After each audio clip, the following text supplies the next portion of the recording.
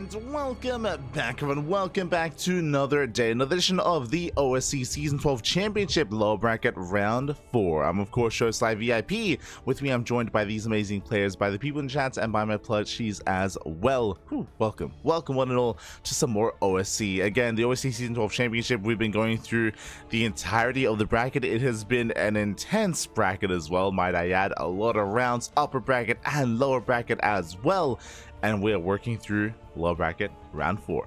Let's go. We have 4 best of 5s ready for you. Bear that in mind. Every single series in this event is best of 5 outside of the grand finals, of course, where we even get a larger series. So there's a lot to get into. I mean, there's a lot to get into, but here we go. As we switch our scenes over, we can catch up on today's matches. We have 4 of them, and here we go. From the top, we have mirror matchups. We have purely mirror matchups. We went over this during the podcast last night, but yes, purely ZVZ, PvP, TVT, and a PvP to end the night.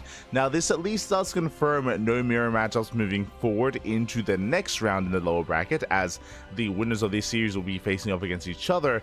But regardless, still we have quite a lot of mirror matchups to get over, or to go over as well, which I appreciate. It's something we don't really get to see too often, especially ZVZ.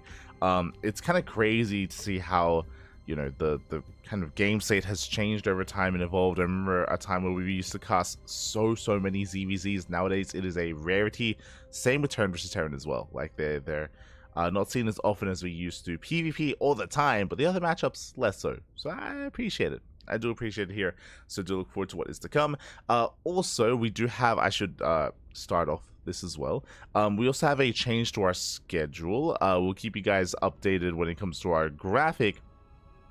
But later on tonight here, we are going to be changing something. So here we are on Friday. It is 9 a.m. KST in the morning. Later on tonight, we were going to be covering the Little League Cup and then into OSC King of the Hill, but that has since changed. We were actually, shout out to Wardy. Wardy did reach out. He did reach out regarding casting of his Wardy TV February event. So we are going to be moving that Little League Cup broadcast, as that is a replay cast. We're going to be moving that over to next week, and we're going to be replacing that Little League cast with instead the Wardy TV February event, Group A. Apparently there were a bunch of matches that weren't quite played out in time that had to be rescheduled, and we're going to be stepping in and casting them then and there in that time slot. So no Little League Cup this evening. Instead, we have the Wardy TV February instead. So that is going to be the plan. That is going to be the adjustment to our schedule. And yeah, Little League Cup is going to be moved to next week. And we'll have an updated schedule for you then. Regardless, we're going to jump in. We're jumping into our mirror matchups, jumping into our OSC broadcast. Here we go. Oh my god. Just catching up. As we are going to be heading on over here. Game 1 is going to be on Frostline. Let's go. Let us go. Yo, shout out to Hydra in the chat. Good morning. Good evening, wherever you happen to be. Good evening, Zach. As we are jumping into game 1 and spawning in the bottom left-hand corner of Frostline, we have our South Korean Zerg player, the Blue Zerg representing Gaiman Gladiators. It is SHIN. And spawning in the top right-hand corner, we have the Red Zerg player of the Red Zerg representing Team Falcons. It is a Solar.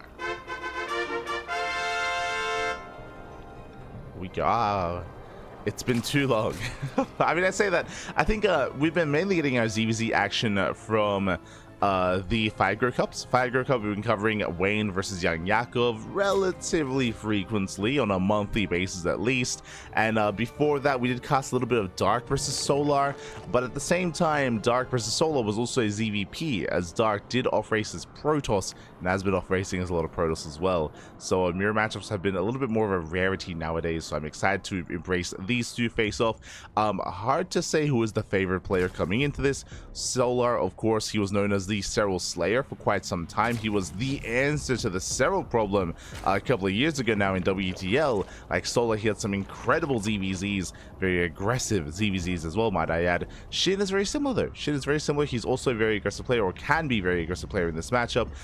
We'll see how he compares. I'm expecting a back and forth. I'm expecting a game 4 or a game 5 or an ace match, but the pressure is on. For now, Hatch Gas Pool. For now, Hatch Gas Pool, standard openers from our two players. So nothing too crazy for the time being. Again, we're going to be keeping our eye open for early Baneling nests, for early gases, for skipping the Baneling nests as well, for rushing into a faster third base, for staying on 2 bases and walling up and walling off. We'll keep an eye on our players here to see if we go for any earlier tech or later tech. For the time being though, we're settling in. And again, welcome one and all to Frostline. Frostline being one of the larger maps of the map pool. It's a larger map, a longer rush distance by ground. And because of that, we might see a more passive start to the game. We'll see. Shall see. So let's do dip in.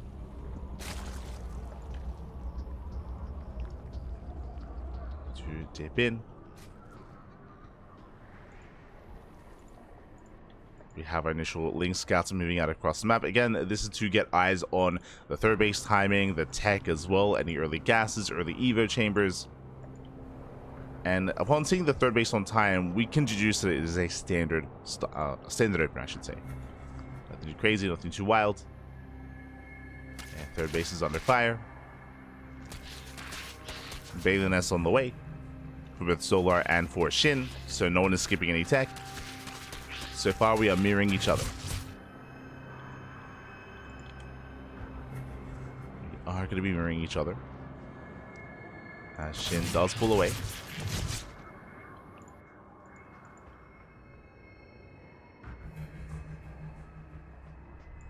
Pulls back. For now, we're still just droning up. We have our first sign of aggression. We have SHIN producing his first wave of 12 lings. We have Solar focusing on droning more than anything. Still making a handful of lings for safety here, but SHIN looks to be the aggressor initially. As we have now 14 lings on the way. So SHIN is gearing up. Banelings being morphed in across the map. And likewise, 2 more Banelings on the left-hand side as well. Now, the goal here is to cause a distraction on the right-hand side to try to peel away the attention of Solar and slip into the middle line with the 2 Banelings on the left. Oh, Banelings are spotted. SHIN, he will up. Oh my god, barely don't lose one. Banelings a trade. Oh, better trade for Solar. 2-for-1 trade. Meanwhile, here come the Banelings here for SHIN. They wall into the middle line. They're going to be denied by the Queens. And with that Solar, he is holding on. But more Banelings have arrived. Going to be zoning him back. He has no defensive Banelings himself. He does have his Queens. Baits out a Baneling.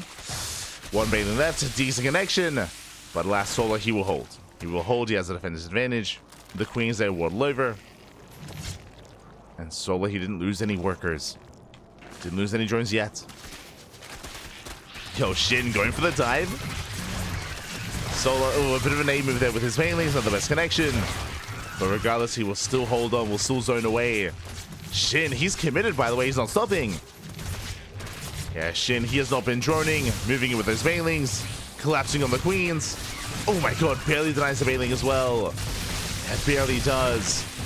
Yeah, the Queens, it gets surrounded, Roach gets surrounded, behind this Solar is taking into Roaches. But alas, he has no momentum. He has nothing to protect said Roaches. And SHIN, he's doing it. He's breaking through. He's breaking through. Big Baneling connection as well. Headed towards the middle line. Getting another surround. From here, denying that Baneling. And once he does, there's nothing left. There's nothing here to defend. Workers are falling. Third base has been broken. And GG gets called. SHIN, he takes a lead in the series. GG. Whew. GG, well played. SHIN just link footing. Just going for link bane aggression, cutting workers early on. Solar, he was unfortunately trying to take him into Roaches. And as you saw here, Roaches, they do need that support of link bane. We saw a bit of miscontrol of the Solar when it came to his own Banelings. We saw some lackluster connections. And as a result, even though the Roaches popped out, they got surrounded. They got surrounded. They had no support, whether it was with Queens, whether it was with Link Bane. There was nothing to help support them. And SHIN does overwhelm. GG. GG, well played. Shin does overwhelm. Nothing too fancy about it either. There wasn't any major distractions, just overall better link bane control, avoided major connections, and just kept the pressure on as well. Did seem like after Solar had deflected the first wave, he assumed that he was safe to, again, make roaches and to calm things down when he was anything but safe. And here we go. Now we're getting into our next game. And spawning in the top right-hand corner of Amygdala, we have our blue Zerg player leading the series 1-0 for Gaming Gladiators. It is Shin. And spawning in the bottom left-hand corner, we have the red Zerg player, also from South Korea, down in the series. We'll see if we can bounce back and force or make a series out of this. It is Solar. We go. You always had to complete in the chat. I see Psycons, Loran, Mango as well. Let's go. Werehog, ¿qué tal? ¿Cómo estás? Good to see you. Werehog. Flimsry. Lemon Queeze. Queeze? Welcome. As we're settling in so far, hatch gas pool. No early gases, no early pool timings either from either player. Not yet. I'm sure we will, depending on the map. I'm referring to maps as small as Whispers of Gold or even El Dorado. But on these larger maps, standard openers. Standard openers instead.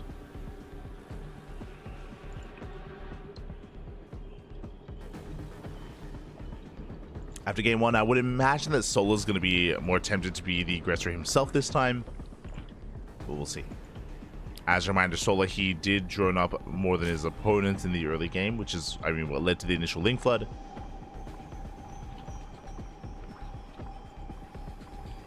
Not impossible to defend that kind of game state, but difficult. As the overlords move in, and again, welcome one more to Amygdala being one of the larger maps in the map pool. There are goal bases that we can try to take advantage of. More importantly, though, the bases themselves are quite spread out from side to side. There are limited attack paths as well, so it's difficult to go for these round buys and counterattacks without being scouted, as all you need is one overlord in both attack paths and you will see everything. Whether it's an overlord, whether it's the Zelnaga tower as well, the attack paths are very limited and easier to confirm. It's harder to hide attacks or catch your opponent off guard. Everything should be seen by overlords as they are getting into position.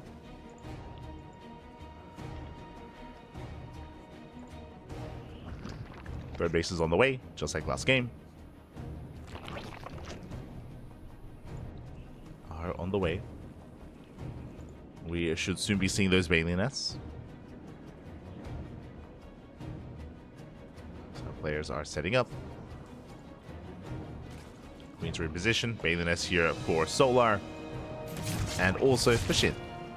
There we go. Balinets are on the way in time.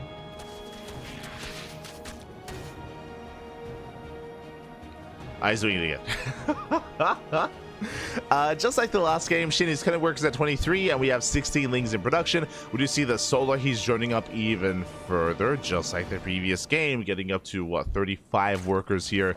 So Solar, he is droning, he's making a safety amount of links, and here comes a link flood and they get spotted by the overlord. We mentioned this before, but again, on this map it is easier to confirm with overlords as you cannot again, the attack paths are quite limited. Link flood has arrived, he's going for the expansion, and can he force a cancel? Can he force a kill? Here come defensive aliens. Solar, he's walling up back at home. He's walling up, and the base is forfeit. And with that, Shin got what he wanted. Denies the third base. He's now up an expansion. Oh, and Solar, does he go for the cancel? Up. Ooh, does. Whew. Shin, he pulls away in time. Does avoid the bailings. And Shin, for now, he has done enough. Oh. Into with the army. Behind this, Shin, he's droning up. Roach Warren is on the way. Shin is taking. Just has to survive the counterattack. As he slips it with a link. Oh, not bad. Gets out the Eva chamber, confirms. No fast lair. Doesn't have to worry about any kind of crazy rush into mutas or anything like that. As we have plus on range on the way and roaches. As the Roach Warren gets thrown down behind the mineral line. Uh-oh. Solar, at this point, because he's down, he might cut workers and commit into a Roach all-in and a Roach timing. We'll see. For now, he's moving out across the map. But last, SHIN is getting in position. And he is getting ready. Solar forced back home. And SHIN is happily droning. He's happily droning off from here, saturating his third base. He has a more efficient mining, considering the Solo's third is yet to be completed. Both players are working towards roaches. Again, the question becomes, who cuts worker production first? As Solar is stopping workers here at 42. Oh! Better trade for Solar. Losing one baling for 3. And Solar, he's droning. Okay, so he makes a safety amount of roaches, but he is droning up. Which means SHIN comes out better in this trade, as he did make workers earlier. He's been mining more for longer. Solar otherwise behind in the economy. And in a mirror matchup, that can be everything. Both players taking their gases. We have SHIN attending run buys. Again, SHIN, all he has to do here is just buy time. Potentially gain some value going for the roaches, but doesn't quite get this around. Does not get this around. Now, Solar's big advantage, despite being down in workers and down in economy, he at least has the faster Evo chamber and +1 range. So he will have those upgrades as a bit of a timing available to him, whether it's +1 or potentially +2. Those are going to be strong moments here for Solar. And can help him make up for an otherwise smaller army, as his army should be smaller. SHIN is up to almost full 3-base saturation. Saturating his third base, now amassing up his roaches. There is Spire is on the way for Solar. Again, there is a lot of pressure on Solar to make up for his deficits, so a Spire does make a lot of sense to try to recover in such a way. Lazy Scout gets eyes on the new gases. Oh, the Overseer for SHIN is coming in though. He does come in, gets behind the mineral line, and SHIN, he will confirm. He sees everything, and he gets eyes on the Spire. And SHIN, he can respond with a Hydrogen, or he can respond with a timing attack, with a Roach move out. Solar, he has to be careful. We see SHIN going for his own Spire, not a Hydrogen. Interesting. Now, SHIN, his mutas are going to be later, but he doesn't actually have to go muta. If Solar commits too hard, SHIN can invest into Corruptor instead. Into Corruptor. With less Corruptors, he can shut down the mutas. Otherwise, SHIN could, I guess, try to overwhelm, especially if Solar only makes a handful of mutas. We'll see.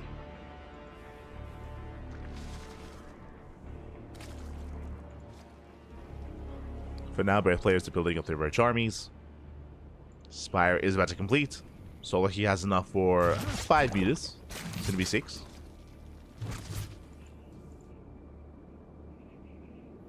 SHIN does push. And Solar, there we go. 7 mutas now on the way. SHIN, he shouldn't be able to break through this.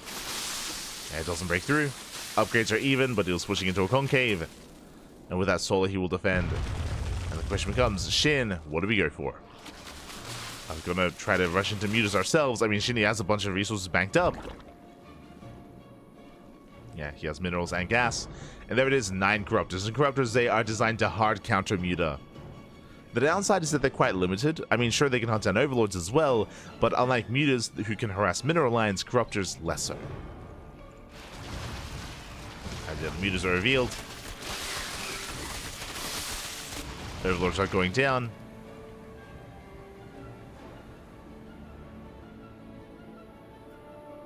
And Solar is going 7 muta into double Hydrogen. And you are SHIN catching up the army, not bad. Oh, file does connect. Despite that, better concave here for SHIN. He's trying to collapse in the army, but alas, he barely cannot. Yeah, it's being overwhelmed. SHIN is being overwhelmed here. Muta's catching more Overlords. SHIN has to back off. SHIN not able to keep up. Does have the defensive advantage. Reinforcements are on the way. Corruptors, they missed the mutas. No, they missed them. They have to pull back. Yeah, an overshoot there from SHIN. And the base is going to fall. And again, the roaches are still overwhelming. SHIN just doesn't have enough. There's just not enough roaches here. Mutas, they collapse on the roaches as well. And because of that, Solar, his goal here is to win on the ground. To win the battle on the ground instead. And it looks like he will. Yeah, Solar, he does have enough. He breaks through the roaches, getting on top of the queens. Solar, he escapes with the mutas, and GG gets called. Solar ties up the series 1-1. Whew. GG. Solar does tie us up. Again, Shin took a really rough fight early on when it came to his own roach army. He bled out of the roaches, and Solar, he just committed even more. Shin, unfortunately, did, you could argue, overinvest into his corruptors. And again, likewise, we saw that the mutas, I mean, they serve two purposes. Towards the end, we saw the mutas, they, in a way, sacrifice themselves to just focus down like 1, 2, 3 more roaches to make sure that the battle on the ground was won, and corruptors, they just could not help at all. GG. GG, well played. We're tied up 1-1, and now we are going all the way to game 3. Let's go. We'll see who can take a lead in the series. Two very different games. I mean, I say that both in game 1 and in game 2, Shin took a lead early on when it came to his economy with that Link Flood. Do we see another Link Flood here in game 3? Potentially. As spawning in the top right-hand corner of Ultra Love, we have the blue Zerg player, the South Korean Zerg, representing Gaming Gladiators. It is Shin. And spawning in the bottom left-hand corner, we have his opponents. We have the red Zerg player from South Korea, representing Team Falcons, tying up the series 1-1. It is Solar.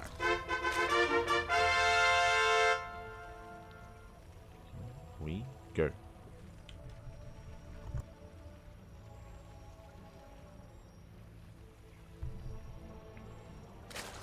As we have a back and forth. Again, Solar doing a great job recovering from that game despite losing the expansion, despite being behind in workers for so long. Did recover. And we'll see how our players will adjust. Again, every game so far, Shin has been cutting workers and going for Link Floods. Here on Ultra Love, the map is smaller. It is a shorter rush distance by ground compared to Amygdala. There are certain defensive advantages though on this map. Specifically, we have the ramp coming into the natural, which is not the case on a map like Amygdala where everything's on the same plane of elevation. Here there's a greater defender's advantage. You can get some SimCity, you can wall up, you can wall off. Likewise, the choke points here at the third bases are also a little more narrow than on other bases, than on other maps, I should say. Even here at the third base, you can knock down this tower, so there's a lot of defender's advantages available here on Ultra Love, but the rush distance by ground is still short, so that's kind of the balance between the two. Smaller map, but in a way more defensive to make up for that. In general though, early on, Ling Bane doesn't really care too much about your choke points. This is more impactful in the mid game against Roach in Roach v Roach, where your Roaches should have the greater concave, should have the better engage. Ling Bane doesn't care about your choke points as much. You can still wall off at the natural, but we'll see. As Link speed is on the way.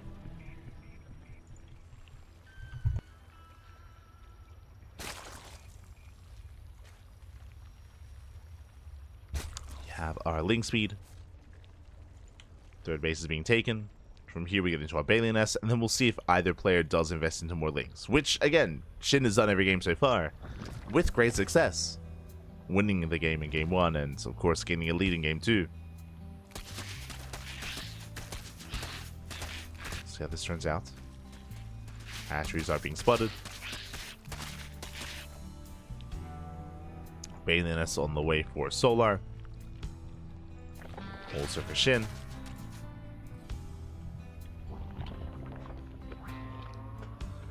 Shin, he doesn't move out with any spotter links yet. God damn it. That's the shit. Always diva. Every time.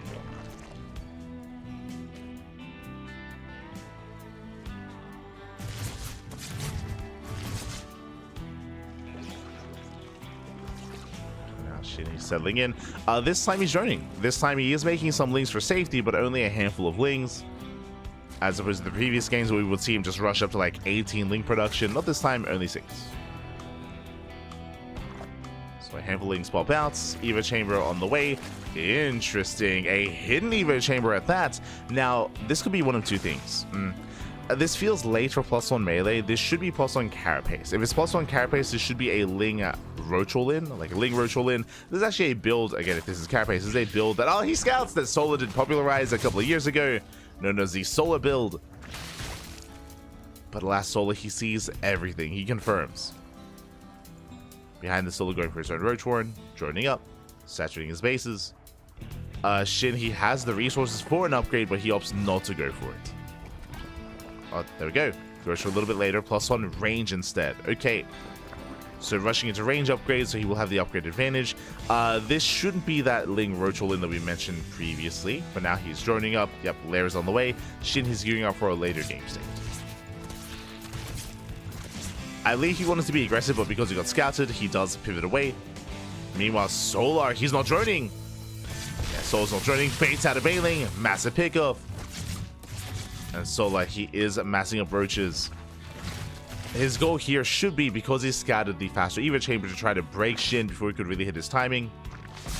Oh my god, baits out another bait. SHIN, we gotta be careful. That's the second Bailing now. And without Bailings, the Ling Flood, it can overwhelm. So SHIN, he's in trouble here. The army's building up slowly. Cuts works at 38. But SHIN, what's important here is that he did drone up a little bit further, but more importantly, he made a lair. He made a lair, and he started +1 range.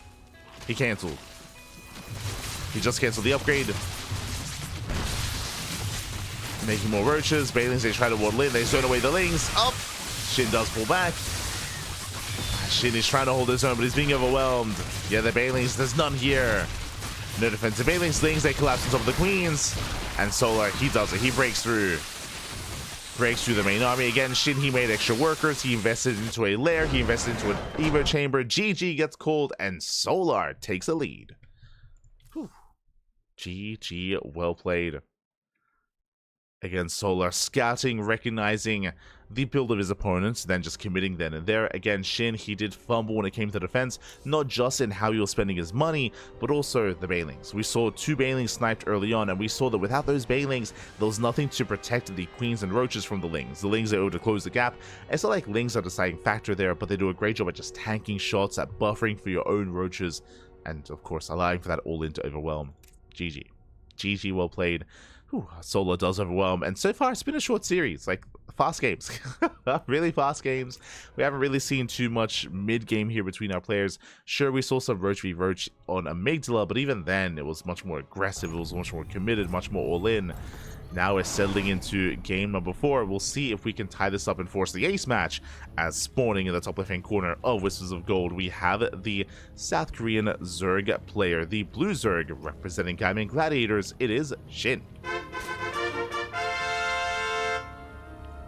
And spawning in the bottom right-hand corner, we have the red Zerg player, also from South Korea, representing Team Falcons, leading the series 2-1, 1 game away from advancing on to the next round. It is Solar.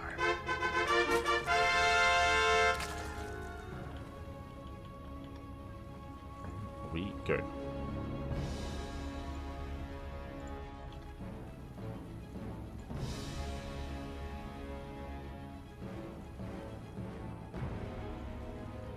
Good. Oh.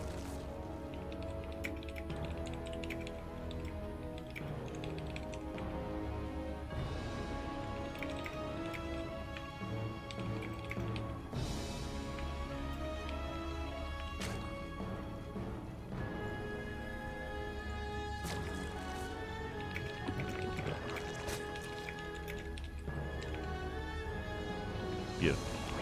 So we are catching up so far. Hatch gas pool. Despite how aggressive our players have been so far this series, we haven't really seen too much deviation from the early game. We've seen standard openers into third bases, into Bailey nests. It's just been aggression from then on forward, whether it was Ling Floods, whether it was later Ling Roach All-Ins from Solar like the previous game. And welcome to Whispers of Gold. Welcome to the Rush map. The shortest rushes map in the map pool, likewise small map as well. Doesn't take long at all to go from base to base, from natural to natural, so aggression is favored here on Whispers of Gold. I do not expect to see any kind of mid-game maxed out Roach v Roach at all here, at least not in this game. The ace match, potentially, but here, the pressure is on. So Overlords do move out. They get eyes on the hatchery timings. Everything looking normal so far.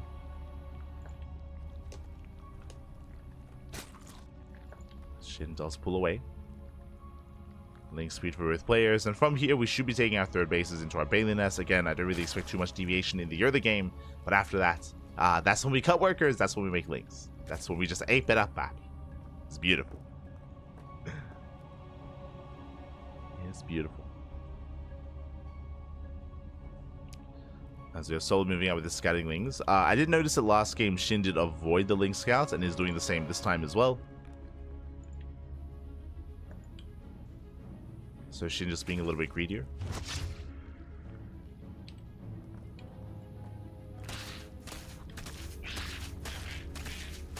As he delayed his pair of Lings here for an earlier drone. So just slightly more greedy play here by Shin. Going for a later scout. Overlord did confirm. Bailey Nest on the way. Shin does get eyes on the Bailey Nest. So now he knows that there's no hidden tech. Also, I should say there's no skip tech. Pulling away. Does pull away. We can see here 10 Lings in production. Not too many more though. Shin still droning. Shin still saturating. That's going to be an early event chamber here out of Solo. Now, if you remember, last game we saw Shin go for this very build, and we had assumed that it was going to be out of... we had assumed it was going to be +1 carapace, but he got scattered. Likewise, Solo gets scattered as well. And the question becomes, does he commit to carapace or does he not? Both times this did get scouted. Solo, yep, carapace. Yeah, this is his go-to. And I'm pretty sure this is what Shin wanted to go for last game, but because he got scouted, he tried to deviate away. Here, Solo, he gets scouted, he commits anyway. He commits anyway. This is going to be a Ling Roach all-in. Carapace, of course, does impact and does benefit both Lings and Roaches. More importantly, it makes Roaches more tanky to be able to take more shots. Same with Lings as well. To take more Roach shots, to be more, just more durable. To be more durable, to take more. And to commit. And again, this is a build that Solo popularized, I want to say a couple of years ago, like 2022-ish era of StarCraft. And actually used this build to great effect to take down Serral on more than one occasion.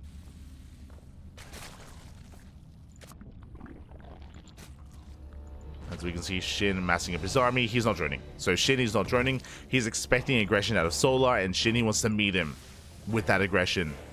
Moving out with Roaches, moving out with Lings. So, sorry, Shin is going all in. Solo gonna have to take a more defensive stance, throwing down the Spine Cooler. Spine Cooler's on the way. Extra gases, getting up to 3. And here comes Shin. Shin moving in. He's currently slightly ahead in Roaches. He's ahead in Lings, ahead in Banelings. Decent Baneling connection. The others do roll in. They throw it away, they shut down the Spine Cooler. Spine Cooler does fall. And with that, Shin, he's getting some of the Roaches. Does get on top. Banelings, they do, the Lings, they avoid the Banelings. They get a surround. Roach cannons being thinned out. Boys are being pulled. Yo, and Solar, he's holding on. He's barely holding on. Does preserve the worker count. He's got plenty of Roaches as well. And Shin, he's running out of steam. Not enough. Not enough here for Shin. He lost too many Roaches too quickly. GG gets called. Solar, he defends. He shuts it down. And Solar will take the series 3-1.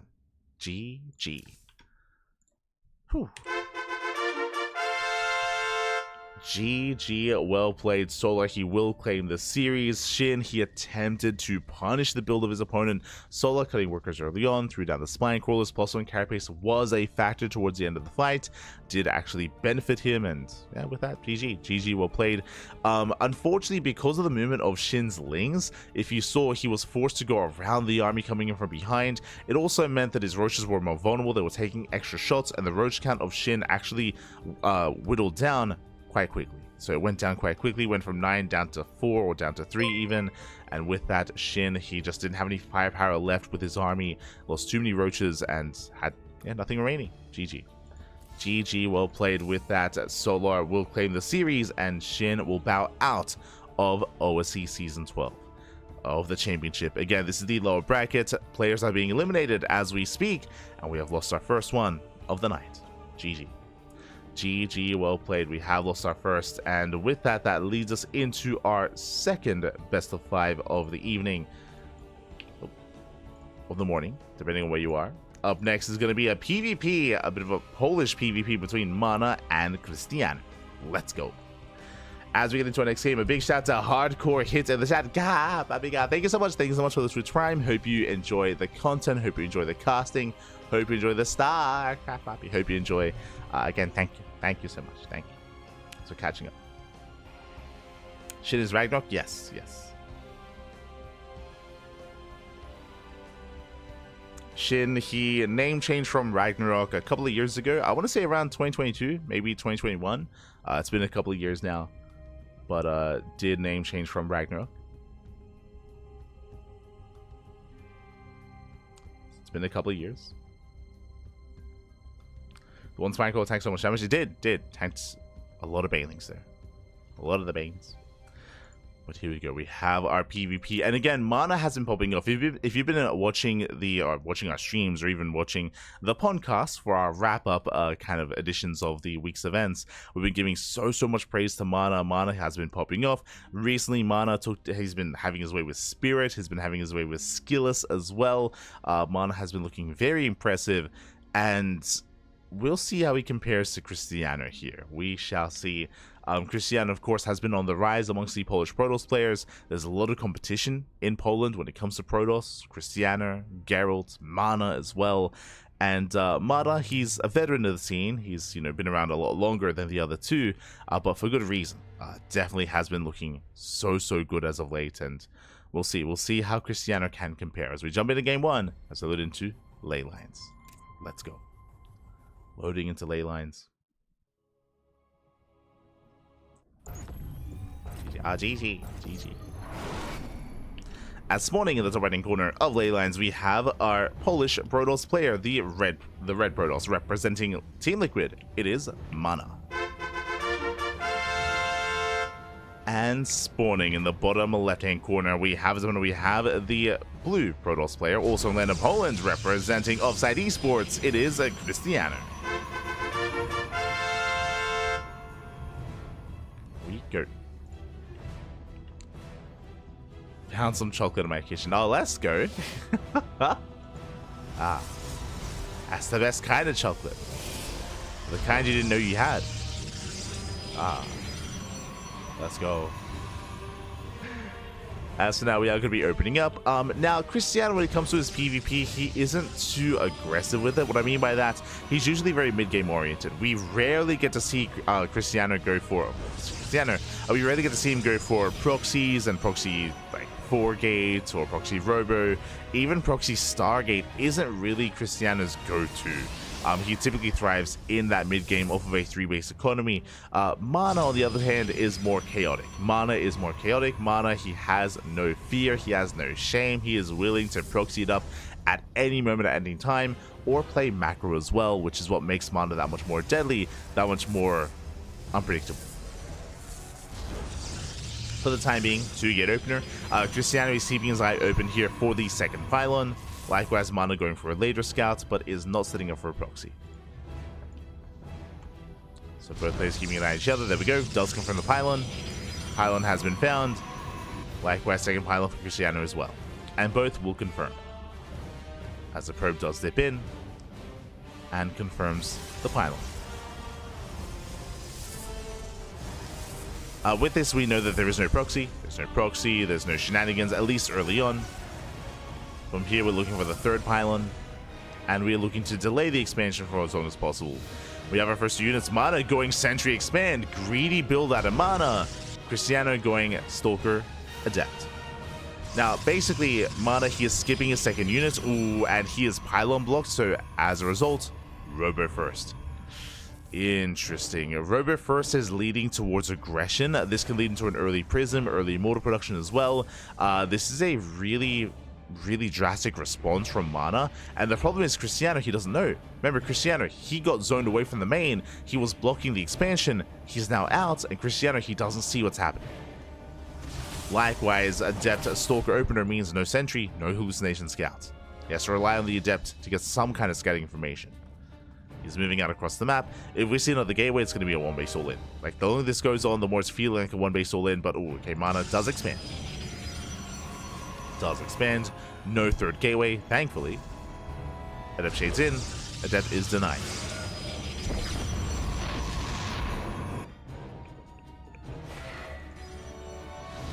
Adept is going to be denied. Immortal is being produced early on.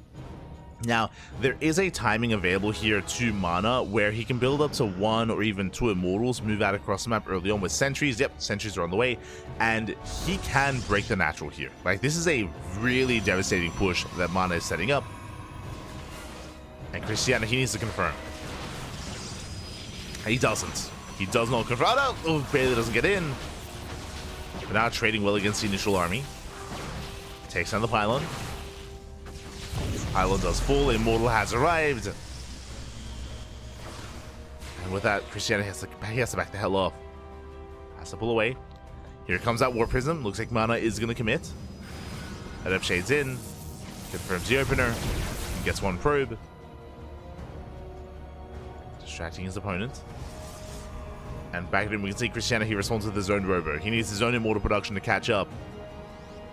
He's trying to. Likewise, proxy pylon to reinforce across the map. Yep, there's that 3rd gateway. It's an all-in. Like, this natural base really is just for show. It's going to be just for show. And it's on Cristiano here to take a fight. Where are the shield batteries? Ah, it's late. Late shield battery here for Cristiano. And without shield batteries with only stalkers, it's going to be a rough hold. It's not going to be easy. MaNa moving in. Again, he's not making any more probes. Shade towards the main. Elevatoring in. Oh, does force field. And he locks down Cristiano. He's locked out. Forced to recall. Does recall over, but the army has arrived. Nice force fields. Remember, there's no blink. Yeah, there is no blink. Cristiano being zoned away. Army's taking a lot of hits. Shield battery out of NG. Immortal's trying to push through. The boys are being pulled. And the boys are being pulled. Immortal takes a lot of damage. Stalkers get the better concave. And MaNa gets forced out of the main. Whew. Cristiano, he's holding on at the same time. Adepts get into the main. 12 probes. 12 probes going down. MaNa, he was all in before. Now even more so. He has no economy. He has no sustain. The pressure's on, and MaNa, he is not breaking through this. Cristiano, he holds. Whew. He does hold on. Again, thankfully, Cristiano, he had that shield battery in the main base already. He had a shield battery in both bases. Did come into play. Did help support his army. And Cristiano, he did lose a couple of probes when he pulled the boys, but he could afford to. He could afford to lose some workers. As more depths, sorry, more probes are going down. And we've seen this before from MaNa, as he is getting some economic damage to the main. Micring back. Ooh, Prism takes a lot of hits. Takes a lot of damage. Despite that, MaNa, he trades well. Takes down the storm. Oh no! Takes him down. 1 more volley. Takes down both Immortals. Massive loss. And MaNa, has he recover? He doesn't. GG gets called, and Cristiano, he takes game number 1. Whew. GG. GG, well played. Cristiano getting the foresight to have that shield battery. He did recall in time, had the greater concave, did pull the boys, and again, was worth it losing all those workers. I don't know if you saw in the production tab, but I was about to talk about how MaNa, we've seen this before, where he falls behind after a failed all-in. What does he do? Disruptors. He had a bay on the way for disruptor production. That would have been his way to try to pull off a secondary all-in, but last Cristiano, he was all over him. GG. GG, well played. Cristiano takes the lead in the series. And can he keep this going? Again, Cristiano, he's kind of like the newer generation of Protoss in Poland, and Cristiano, you know, he's even been a House Galactic Battle champion in the past year. We'll see if MaNa can bounce back. We know that he can, but will he? Let's jump in. Next game is going to be on Erahome. Now, if you're curious, what exactly is Erahome? That's not a ladder map. It's not a map from the ladder. Here, in a lot of tournaments, actually, including the OSC Season 12 Championship, we actually have an extended map pool, which means we have extra maps voted on by the player base. Erahome is one of them. This is a TLMC 17 map. Alongside Erahome maps, other older maps have been added, like Romanticide, as well as Gressvan. So Romanticide, Gressvan, and Erahome have been added to the map pool, and it looks like our players have decided to play on some of these maps. Sporting in the top right hand corner of Erahome, we have our red Polish Protoss player representing Team Liquid down in the series. We'll see if we can bounce back. It is MaNa. and spawning in the left-hand corner, and also moving out across the map with the probe. Let's go. We have the Polish Protoss, the other Polish Protoss player, the Blue Protoss, representing Offside Esports. It is Cristiano. And welcome one and all to Erahome. Erahome is a rush map. It is very small, very short rush distance by ground, but there is a ramp coming into the natural. Now, because of this ramp, it is viable, it is legal to go for a gate expand. A gate into Cybercore, into Stargate, into Nexus. Economic builds here are common on Erahome because of this ramp, but because it's also a small map, you're still vulnerable to all-ins, and Cristiano is setting up the pylon, and he's setting up the proxy. And there it is. He's going for the one base all-in proxy gateway. We should be seeing additional gateways thrown down. Right now, MaNa is trying to keep an eye on what Cristiano is up to. Here comes the Cybercore from MaNa, and we should be seeing it from, Cristiano as well. So far, everything looking normal, but a pylon is missing. So MaNa, he knows. He scouts, he counts, he knows the pylon should be in the main, is not here. It's somewhere, something is wrong. Zealot first. Zealot first out of MaNa. Likewise, Zealot out of Cristiano as well. MaNa, does he send out a second probe to confirm what's going on? So far, he hasn't. But he's rallied out. There we go. Is out scouting. So, again, he knows that a pylon is missing, so he's looking. He's looking for the pylon. He does check this southern half of the map. And he checks the north as well. He does confirm. Does get eyes on the gateway. He's going straight for the pylon. Second pylon for Cristiano. Oh, Cristiano does pull away. Robo follow up at MaNa, so that is a Robo before expansion. Very safe play from MaNa. As the Stalker has arrived. Zelda as well. We have more Stalkers on the way. Cristiano, he is attempting to commit. He's moving forward.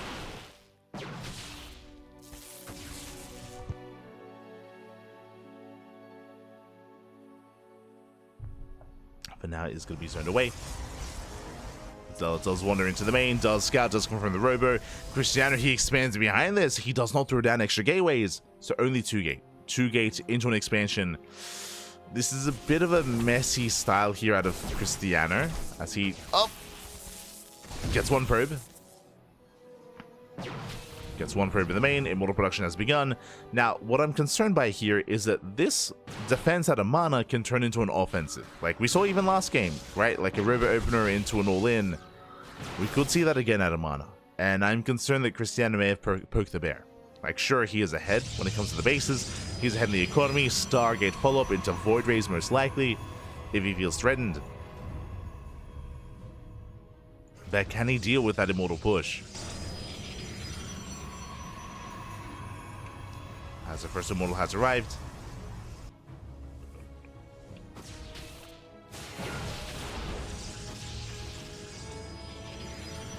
Adept Shade is denied. But so far, Cristiano doing everything he can to keep his opponent busy. To keep MaNa back at home. Pylon's under fire. Cristiano pulls away.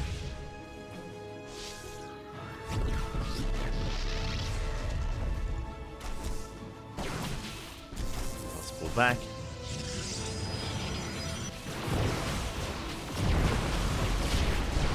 So far, picks off a Stalker, not bad. Adepts do a great job tanking. They tank a lot of immortal hits. Phoenix is behind this, not Void Ray, okay. They get scouted by the hallucination. Prism is on the way from MaNa. With this Prism, just like the last game, should be an early move out. Should be an early move out here from MaNa. But the Phoenixes will complicate things.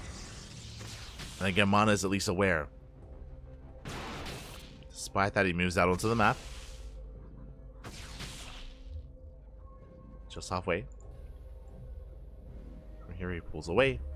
And again, because MaNa scouted those Phoenixes, he knows it's not safe. He knows it's not safe to move out, otherwise he will be picked off. He will be picked apart. So MaNa takes a defensive stance. Behind this, Twilight Council, Forge, +1. MaNa, he is not pushing, he's building up towards a longer game.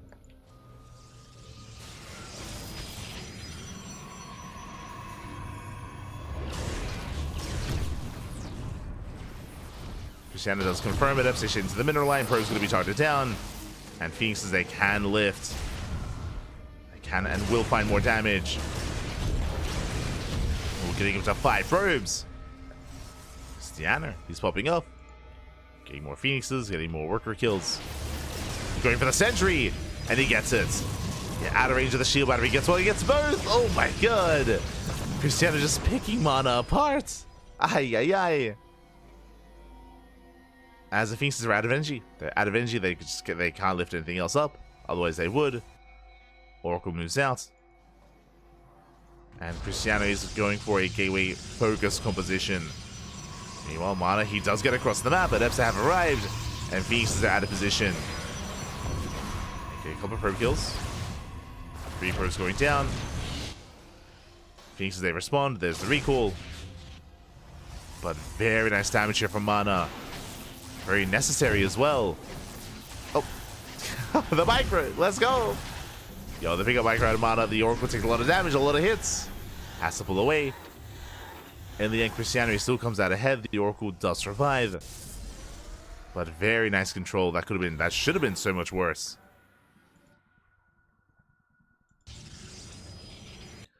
I'm sure Christiana, he wants that prism. Now, what's concerning to me, no shield battery. There's still no shield battery with the natural, so this prism is very exposed.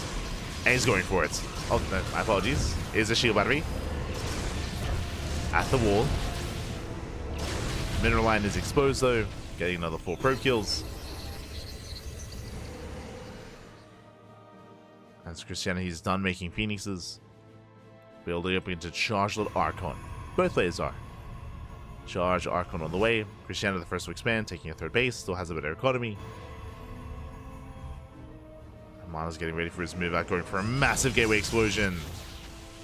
MaNa has not expanded. And he may not want to. Again, MaNa is behind. MaNa knows it. He knows he's been taking a lot of damage, a lot of hits. A lot of losses. So MaNa instead he commits to a 2-base all-in. How many gates? 6. Sorry, 7. 7 gateways here for MaNa. He has arrived. Massive warp-ins. Christiana trying to respond. Does spot the army. Is aware. But that's a lot of Archons. And again, Archons, they just chew through all these Zealots. Christiana, he's up in supply, but his supply, it's subpar. How does he engage into 4 Archons? How does he? How can he? Not sure he can. MaNa, he goes up the ramp. He outpositions Christiana. He's on the high ground, depowers the gateway.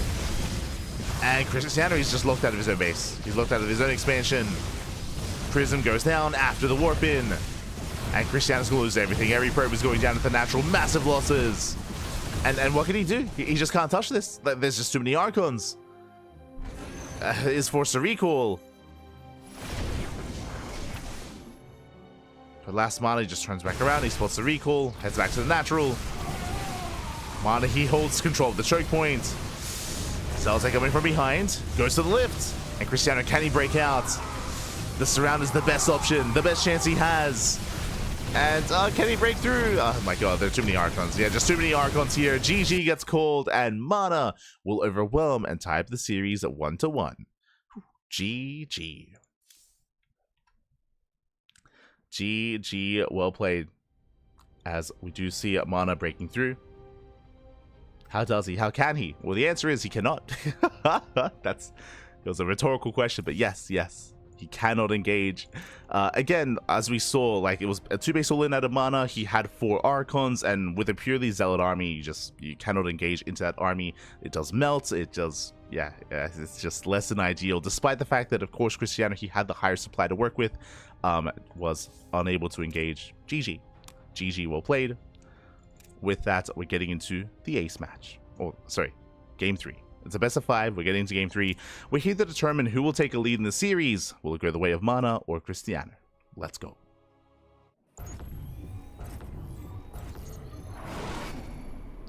As spawning in the bottom left-hand corner of Amygdala, we have our Polish Protoss player, the Red Protoss. Representing Team Liquid, tying up the series 1-1, it is MaNa.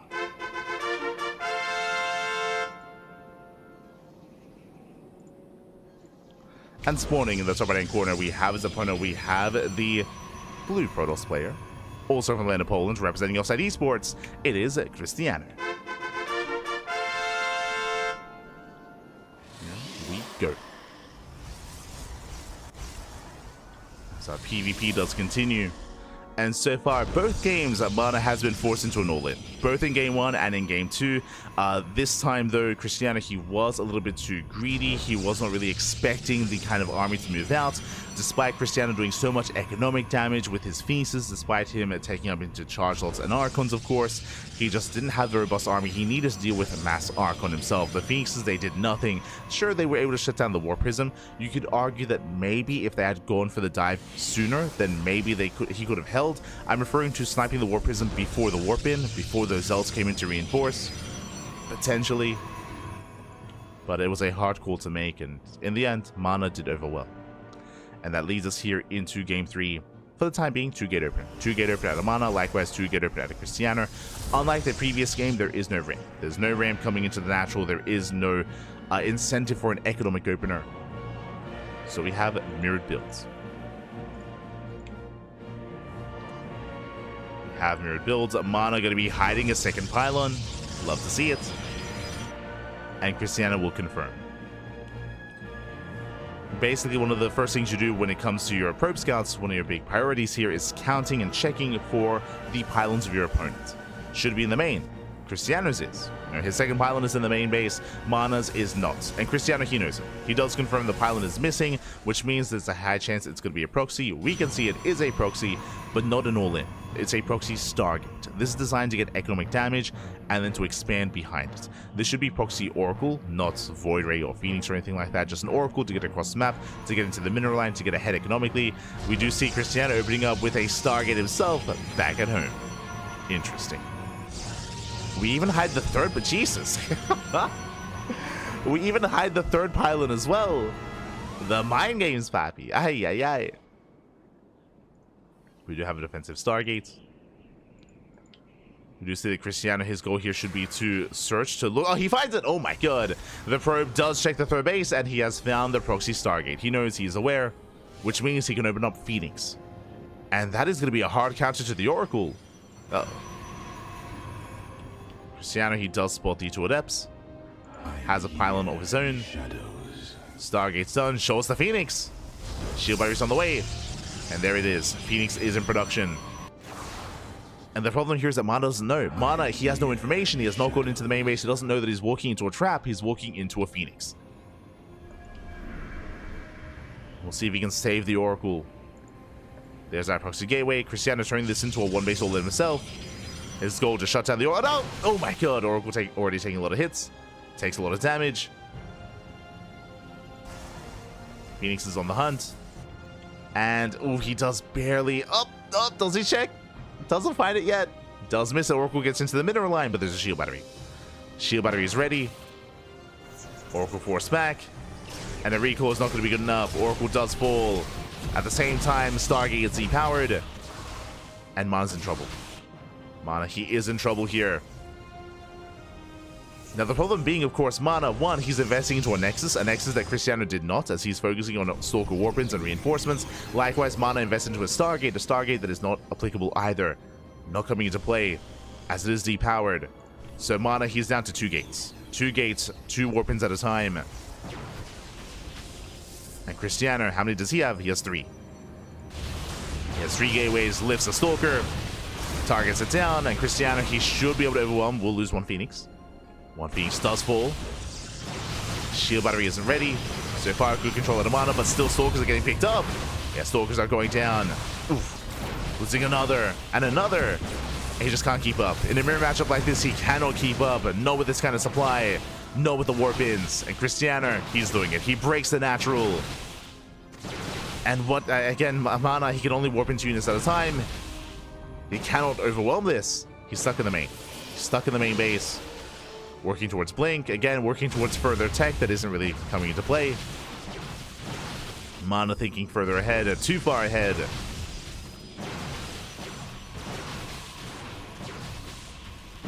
And the best chance that MaNa has is to warp in a sentry, to hope the Stalkers try to go up the ramp, and then to force field, right? To force field, to cut the army in half. Back at home, Cristiano, he expands. And I understand the apprehension here from Cristiano. He doesn't know if he's walking into a sentry. Doesn't want to get caught off guard. Oh god, but he catches MaNa instead. Does catch MaNa instead. The power of the force field. And again, that's what Cristiano doesn't want to happen to him. That's why he's not going up the ramp. He doesn't know if there's a sentry up here. Oh, pokes in. Confirms. No sentry. Yeah, he commits. He just commits. No sentry, no force field. Boys are being pulled. You're going for the pylon. Will depower. And now MaNa's down to, it's still 2 gateways. But only 2.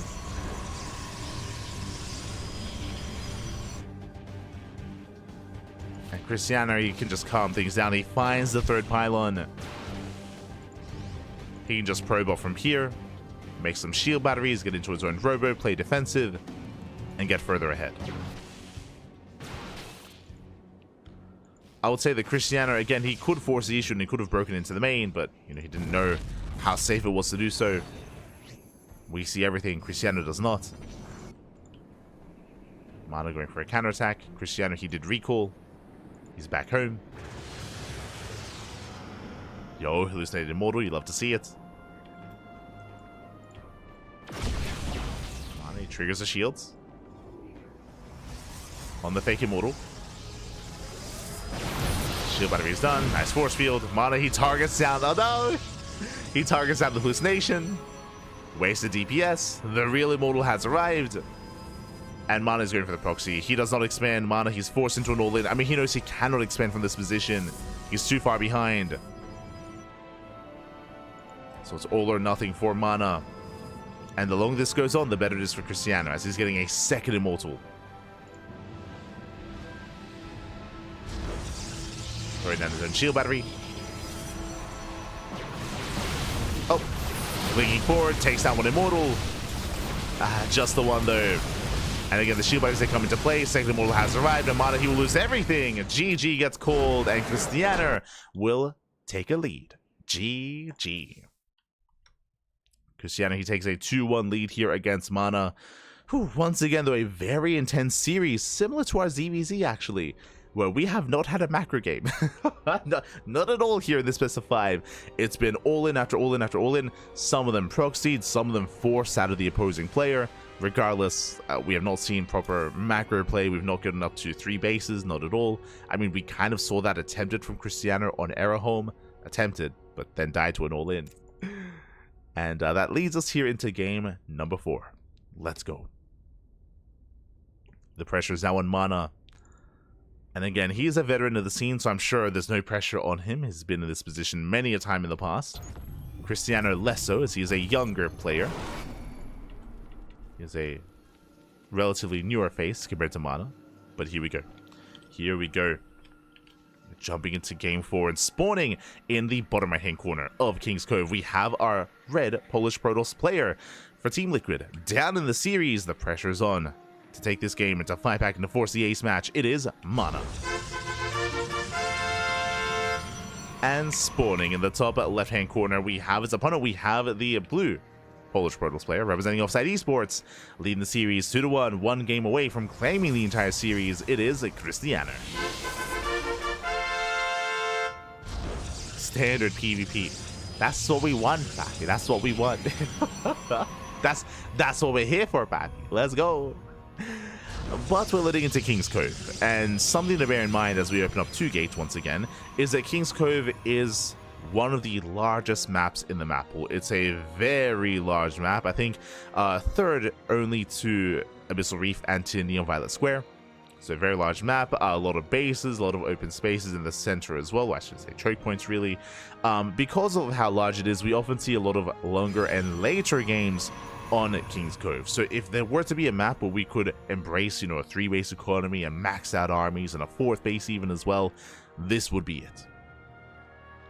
This would be the map, especially considering how defensive it is on 3 bases. What I'm referring to, this ramp. There's a very narrow ramp coming into the natural, so very easy to hold, very easy to defend. Likewise, a ramp also coming into the 3rd base as well. Unlike on other maps, both the natural and the 3rd are on the same plane of elevation, and likewise are also both very defendable because of those ramps.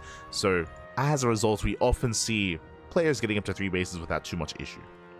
Now, of course, in PvP, the difference is because of how proxies work and because of how warp-ins work, you can proxy, you can reinforce, you can all-in, and despite how large the map is, it's not really a factor coming into play. So Protoss players can still be quite aggressive on this map, as MaNa does hide his pylon.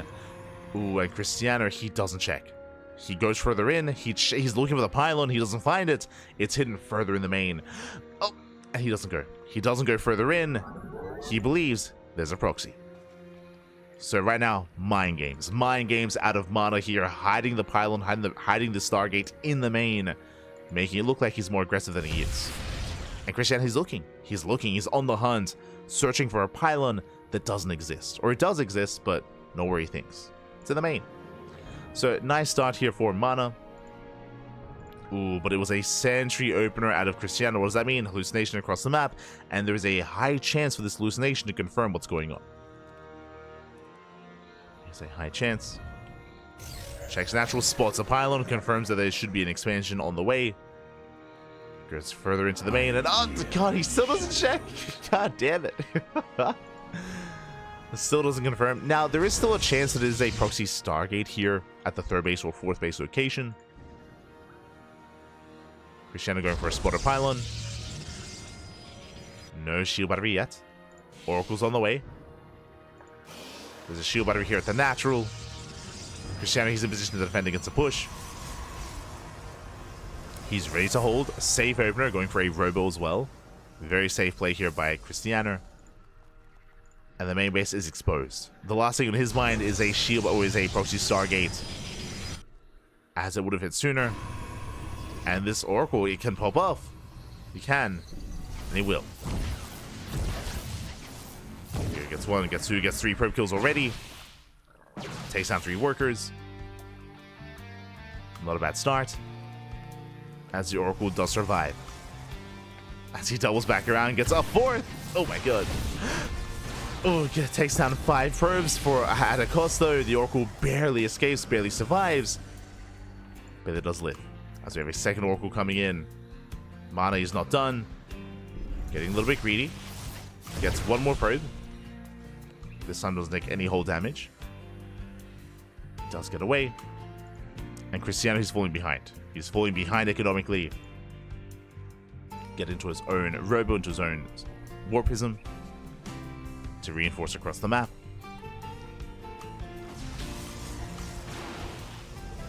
Hallucination does confirm the blink follow-up. A 3rd gateway as well.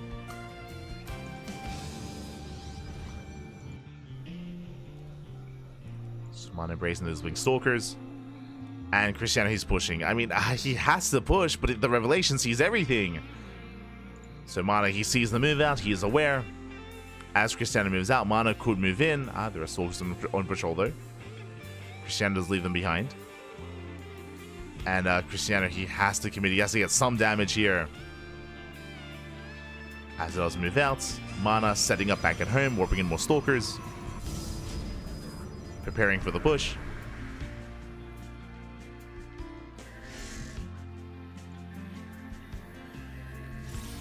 Cristiano, he checks the 3rd. Does go for the pylon. Not bad. Elevators into the main base. Avoids the stage traps for the time being. Nice force fields. Oh, tries to lock down the stalkers. He gets 1. He gets 3. Not bad. 3 stalkers going down. 4 of these stalkers, they're not attacking. They're not close enough. They're not within range. Yeah, brutal losses here for MaNa. Cristiano does get behind the mineral line. Takes down the gas geyser. The force fields have been solid. Catching another stalker. And again, Cristiano just trading more efficiently than MaNa. Out trading so far. Another force field. Pushing further in. Further in he goes, the more in this is. Gets another stalker. Takes down another. Once again does reinforce. Prism goes down. That's a big up.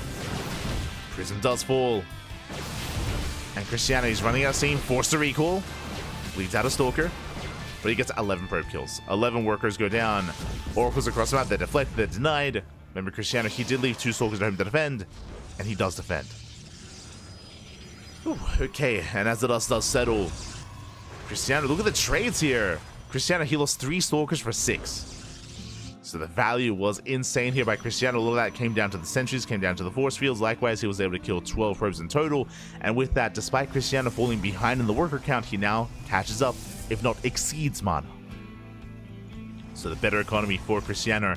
What does MaNa have? He has Blink. He has Blink as the advantage. I believe MaNa has the higher stalker count. Yes, he has more stalkers. He has Blink as well. Cristiano's own Blink has just now begun. And MaNa has the faster third. So MaNa has to make use of this Blink. He's moving out. His goal here is to try to outposition Cristiano, pick off a couple of key units, out-control his opponent. Cristiano's third base is denied, or delayed. MaNa straight into the main. Can Blink in, and he will. Goes to the pylon. Pylon goes down. Cristiano out of position. Up!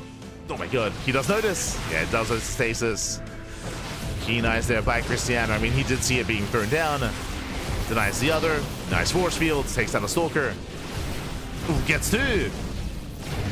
Three. Oh my god. 3 stalkers go down despite having Blink. MaNa, a lot of losses. Bleeds out a lot of stalkers there. Meanwhile, Tordeps, they get into the mineral line. Late reaction here to Cristiano.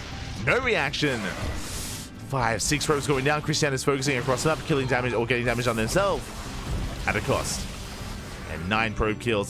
Shades into the main base mineral line. This should not have happened. 11 workers going down. Now suddenly, MaNa takes a lead. Doesn't just take a lead, he's up a base. He's up an expansion. 3 next side to 2. We speak about all these all-ins that we've seen so far in this series. Cristiano, he has to 2-base all-in. Like, there's no shot. There's no way he can expand. He's on 6 gateways. So 2-base, 6 gate all-in. More importantly, he has 2 immortals. He has 2 immortals with his army. Charge has only just begun. Charge is not going to be a factor. And Stalkers, they struggle against these immortals. So we go for the base trade.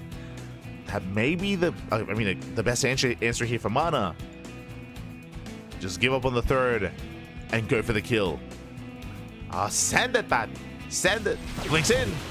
It goes to the mineral line. Probe's going to be going down. Cristiano, he has to hit that third. And he's going for the natural. Yeah, he knows he's not wasting his time. Oh my god, massive stasis. Stasis goes off. Boys, they get shut down. MaNa does recall. Does recall back home. Nice force fields. Creates a choke point. Does create a choke point. Does fall back. MaNa dives to the immortal. Oh, that pickup micro. Saves the immortal. Does save them. And MaNa, he cannot fight this. I thought we were going for the base trade. Never mind. The recall, that was not the play. And with that, Cristiano is pushing in. He's pushing into the main base. He breaks the natural. There's nothing left. 20 probes going down. MaNa, he does want to into the main, but he only has 4 stalkers. Only 4. And Cristiano, he has his own blink. Takes down the gateway.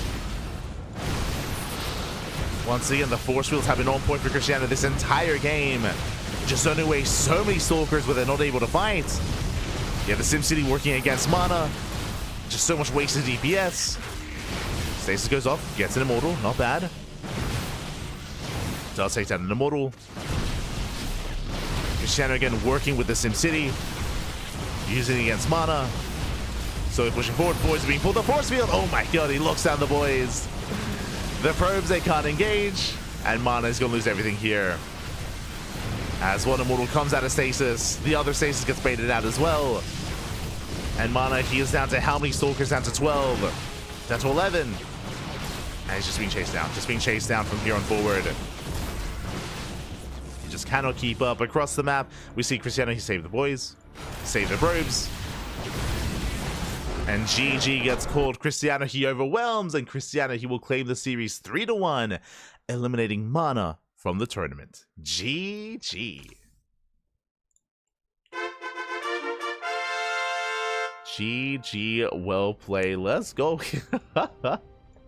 GG, well played, as we do see MaNa going down here. MaNa, he goes down to Cristiano. MaNa, I would say, was coming in as a favorite player. There has been a lot of hype around players like Cristiano and Geralt, but in recent times, MaNa has been improving once again. He's been back on that horse, back on that grind.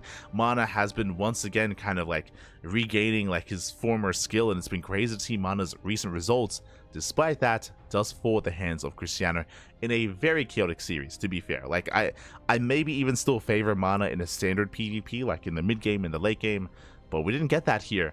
We had non-stop proxies, 1 base all-ins, 2 base all-ins. We never had like 3 base versus 3 base. That never happened. we never got that this series. Never got it. GG. GG, well played. Let's go. Let us go. Isn't all the scamming and deception standard PvP? It's all about faked everything. True, true. I mean, it's in a way, like, it's very common. Maybe it's the better way of putting it. It's very common in PvP to hide that sort of stuff. Regular ladder games, most people aren't counting pylons. I would say they are. I think that's something that you learn in Diamond. I want to say, like around Diamond, maybe in Platinum. Like, that's something that that you start taking note of and starts impacting your games for sure. But yeah, is of course a major part of PvP and something that we enjoy, something that we love, you know. Let's go. Every now and then it's nice to indulge in a more like mid-game standard PvP, but yeah, regardless, very aggressive. All the series so far, actually. The previous ZVZ and this matchup as well. So GG, well played. Cristiano, he does advance on into the next round. And with that, we are now getting ready for the second half of the broadcast. Let's go. Let us go.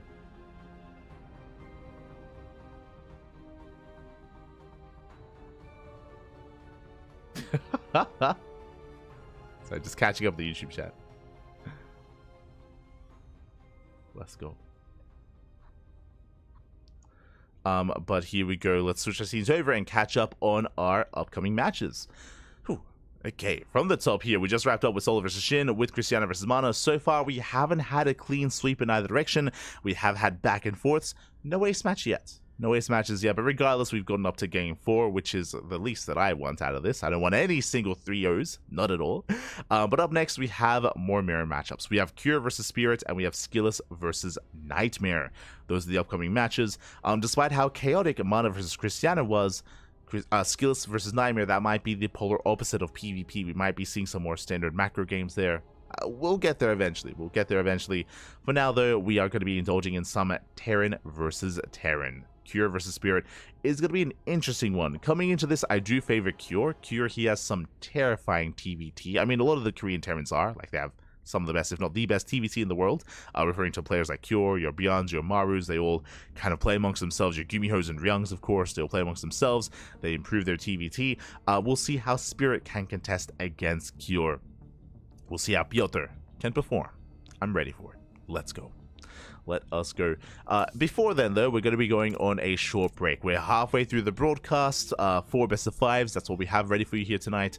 Oh, this morning. So we're going to be going on a short break. We're going to be coming back, though, with the remainder of the broadcast. So take this time to get some snacks, get some food, get some water, drain your disruptors, massage your marines, and hydrate all of your hydras. When we come back, we will have our remaining best of 5s.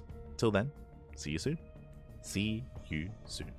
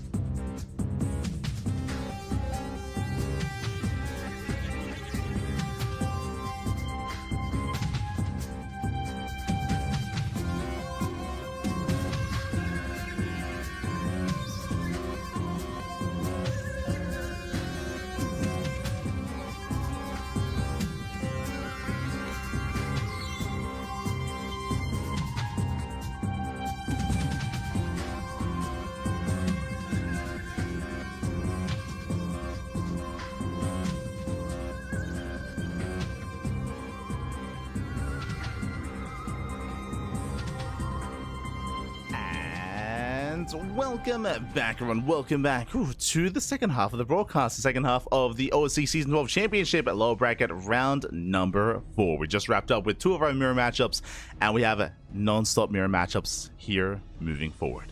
It's a lot of mirror matchups, which I'm all for. Again, they're a little bit more of a rarity nowadays, so definitely a little bit more refreshing. Definitely more than happy to jump into them. And here we go. Up first, or up next, we have our TVT, our one and only of the night, Cure versus Spirit. Let's go. As we are jumping into game 1, it's going to be on Whispers of Gold.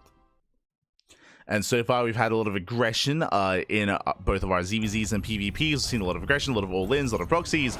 We have yet to embrace a proper back-and-forth macro game here tonight. Does it all begin here and now, or does it not? Because likewise, this mirror matchup can also be very chaotic and very aggressive. Let's go. Let us go. Spawning in the bottom right-hand corner of Whispers of Gold, we have the Polish Terran player, the Red Terran. It is Spirit. And spawning in the top left-hand corner, we have the blue Terran player from South Korea representing Team Liquid. It is Cure. Here we go. So again, our TVC is upon us, and when it comes to openers, we'll keep an eye on our gases here. We'll see if we open up double gas. We'll see if we do end up sending an SCV across the map as well. Proxies are not uncommon here in TVT, especially when we get into the Korean Terran players. Cure, he is more than happy, more than willing to go proxy Reaper from time to time, proxy 2-Rax Reaper even, willing to mix it in. But it looks like here for game 1, we're calming things down. Double gas out of Spirit, double gas out of Cure, going for faster factories, going for delayed CCs, which makes plenty of sense on Whispers of Gold. As a reminder, Whispers of Gold is a small map, is an aggressive map, is a rush map. So because that both players are playing relatively safe, neither one is taking a risk, neither one is taking a chance to go for a faster CC. Not yet. So we are keeping up with each other. SCV Scout moves out for Cure. SCV Scouts are very rare in TVT, I will say that. Spirit, he skips his own, which is standard. The Cure going for his is a little bit more unusual. So interesting getting into the mind of Cure a little bit here, as he is maybe a little bit more concerned, maybe less practice against Spirit, is a little bit more wary as to what he has to offer. Does confirm the double gas. Does confirm the factory, confirms the later CC, will pull away. I mean, Spirit does have a reputation upon being overly greedy in certain matchups, that is true, but that's not the case here. At least not in game 1. On larger maps, I would expect greed. You know, maps like Abyssal Reef, Neo Violet Square, even King's Cove. That's where I would expect that. Less so on smaller maps. Now though, we are moving out. Likewise, Cure, he does shoot first. Yeah, he does have the high ground. KDA charge to do more damage to Cure though. So far he rotates, keeps up. Does keep up, forces Spirit back. Oh my god. As we have our little skirmish, a little back and forth. Behind this, we have our Hellions on the way. Into Reactor, into add-ons. Ooh, and we have Reactor Reaper Hellion at a Cure. Okay, Cure, so he's going to be building up. He's going to be a little bit more aggressive here. Meanwhile, Spirit across the map, no add-on whatsoever. He is going to be behind when it comes to the overall Reaper count. Now, typically the goal for Cure should be to overwhelm the army of his opponents and to get economic damage. This is not designed to end the game, but is designed to give you a lead by killing and sniping some workers at the natural, ideally. And of course, gaining map control. We'll see if Cure can pull this off. For now, Spirit, he has yet to confirm. Dips in. He gets the first volley up. Another Reaper has arrived. Now he knows. Now he does know. First Reaper does fall already for Spirit. He has to get the hell out of here. Did do a lot of damage on the Hellion at least. And there's the high ground. And he will up. Barely target down the Hellion. Does target him down. And with that high ground advantage here, we do trade back and forth. Cure, he will take this. But just barely. Just barely with a 1 Hellion advantage. And with 1 Hellion, he can't really achieve too much. Like, Spirit, he traded well enough. Despite being down in Reapers, does trade well. Hellion hits the mineral line. Shouldn't get many SCV kills, though. Yeah, as a reinforcing Hellion has arrived. And Cure up! Oh, my, gets 1. Gets 2. Gets 3. No, Jesus. Takes down 2 SCVs. And Spirit holds. Spirit does hold. Did bleed out a couple of workers. That means that Cure does take a slight economic advantage. A 2-worker lead, actually. So, again, Cure, he does take an advantage here. Behind this, it went for a Cyclone follow-up into a Medevac into drop play. As Cure is going for drop play, we have Spirit back at home, getting to his own Raven production instead, being more defensive. As he does miss the Medevac. The armies, they pass by each other. And Spirit back at home, he doesn't really have much to work with here. He needs a couple more seconds for his own Cyclone. It's a couple more seconds here. Needs a little bit more time. Auto turret is thrown down. Cure going to be forced back. Yeah, and he's going to be forced to pick up as well. Doesn't lose too much. Pulls away. And now we can settle in towards a longer game state. We're getting to our own tank production, Raven production as well. Both players are building up. Well, Spirit, he will take down the Cyclone, though. Nicely done. Better trade for Spirit. Shuts down the Cyclone. Forces Cure back.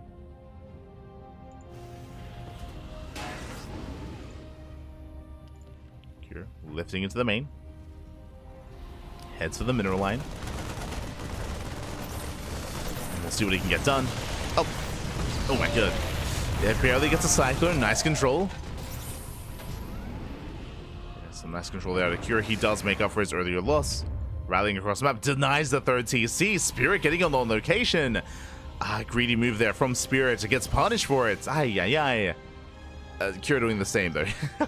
Getting his own third on location, but he will get away with it. He has map control. Still moving out. Still being hyper aggressive. Gets an SCV in the main. Just doesn't stop. Gets one. Gets two. Gets up. Up to 3 SCV kills. Barely boosts out of the main base, saves the Cyclone, and he's containing Spirit with the bare minimum amount of units. It's barely containing. And from here, Spirit, he is behind. He's down in workers, he's down when it comes to his third base timing as well. Now, these advantages, they're not the biggest of deals in TVT. As you can imagine, TVT is very positional based, so you can be down in supply, you can be down a tank, down in Marines, down a Cyclone, but you can make up for that with better positioning and earlier tank volleys as well. Meanwhile, welcome on the Medevac. That's going to be a one-way trip. Medevac is going to be targeted down. Yeah, Cure here overextends. Spirit holds. Spirit does hold. Both armies are amassing. Again, the Cure, he has the slight advantage, the slight lead, but not insurmountable.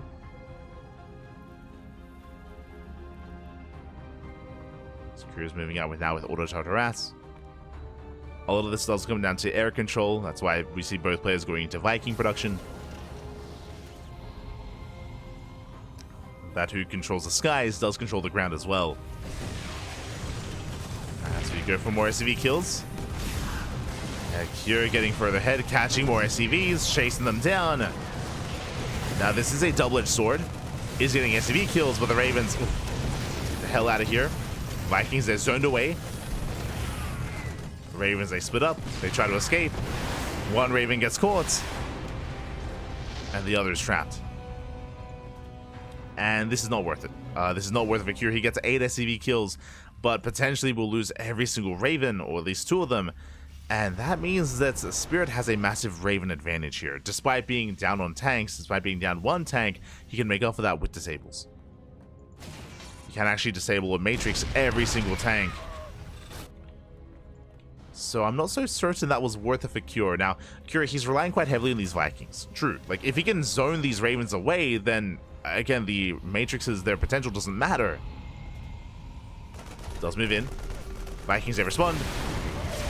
Disables 2. It takes down 2, throws down the turrets as well. And the tanks are getting within range. Marines, though, they start to step in. The tanks are exposed. With that, the Vikings do fall, and it looks like Cure, he will clean this up. Yeah, there's no support here. I mean, the Vikings, they can just land. Now within range of the gas. Cure, he pulls away, leading out SCVs. Liberator will distract the Vikings. Not bad. 9, 10, 11 SCV kills. Another Liberator here into natural as well.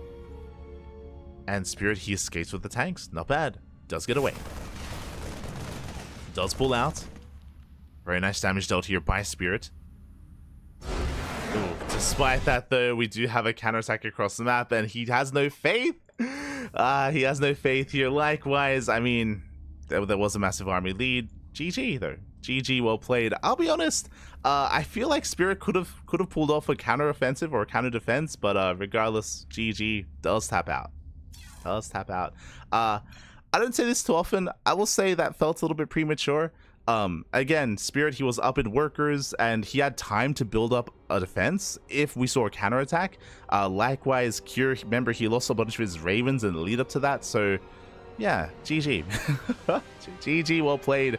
I don't think, despite losing all of his bio, I feel like he could have still been able to survive if Cure had gone for a counterattack then and there. Regardless, GG. GG, well played. You could argue that maybe the Viking lead would be too much to overcome. That is something that Cure did have, true. He was heavily ahead in the Viking count. But yeah, regardless, GG. GG, well played. Cure does take a lead in the series, and we'll see if he can continue that lead. As spawning in the top left-hand corner, we have his opponent. We have the blue Terran player. We have the blue Terran representing Team Liquid, leading the series 1-0. It is Cure. And spawning up in the bottom right-hand corner, we have the Polish Terran player, the red Terran, representing himself, currently teamless. It is a Spirit. Man at a time, Bobby. True. Aye. Like, I understand, like, the disadvantage that he had, which was, again, mainly Vikings. And Vikings, they are very, very impactful in TVT. Because Spirit did lose all of his Vikings in the attack. So, again, he had lost all air control. Despite that, I want to say it was possible, but regardless, GG. GG, well played. Cure here opens up with a proxy. Let's go! Does open up with a proxy Rax. And again, welcome one and all to Romanticide. Romanticide is one of the larger maps in the map pool. If you are newer to StarCraft, you might be a little bit unfamiliar, but Romanticide was in the map pool a couple of years ago, back in 2022, I want to say. So a couple of years ago at this point, this was the macro map at the time. This was the basically the version after Eternal Empire. There's Eternal Empire in the previous map pool, then Romanticide. So a very large map. Despite that, double gas open out to Spirit, going for a faster factory. Ooh, he's, oh my god, he's going into the main. He's crazy. Cure. Oh no, he's unchanged. He's lost his mind. Proxy Marauder in the main base of Spirit. Mate, you're an animal. Oh my god. Cure, he got the memo. He's like, mate, we've been cheesing, we've been proxying every game so far, at least in the previous series. Let's do it again. Let's do it again, Pappy. And how long will it take until Spirit realizes what's going on? Oh, no. For now, is unaware. We have Concussive Shell being researched as we speak. Marauders are building up. And the question becomes, how long will it take for Spirit to realize what's going on? How long will it take? As for the time being, he has control of the ramp. Going for his expansion. Double gas, faster factory into that CC. Hellions are going to be rallying across the map for Cure to reinforce. And so far, he's got one. Getting up to two. Getting up to two Marauders. He checks! Oh my god, he barely speaks. He barely does spot this, barely does confirm. The boys are being pulled instantly. Reapers do react as well. Do react. SV's being targeted. So far, good control. Ooh, we'll lose one Reaper. One Reaper goes down. More boys are going to be falling. The KDA charge does actually help Cure. Takes out another Reaper. And here comes that Hellion. As it is rallying across the map, Marauder is going to fall. Another Marauder has arrived. Oh, but does get surrounded instantly. And with that, Spirit, he holds. He does hold. Hellion delays the CC. But the Marauders didn't get much done. Did they get much more done here? Ooh, getting another SCV. And another. Oh my god, still delaying the expansion. In total here, 5 SCV kills. But this is a big commitment here as another Marauder pops out. Up. Gets a Marine. Barely gets a Marine. Shouldn't get much else though. And again, Spirit, he will hold, he will defend, he will get his natural up and running. And despite these delays, Spirit, his natural, it's going to finish up far faster than that of Cure. So Spirit, he still will maintain an economic lead. Yes, Spirit, he's currently down in SCVs, but that faster CC will make up for that. So economically, Spirit is still in a decent position. Cure back at home, get into his own 1-1 setup. Cyclones into potentially add-ons. Do we go for a Banshee? We'll see. As Cure is trading somewhat well with the Cyclone, still taking a lot of damage though. And it's gonna go down. Yeah, the Cyclone falls. Brutal loss there for Cure.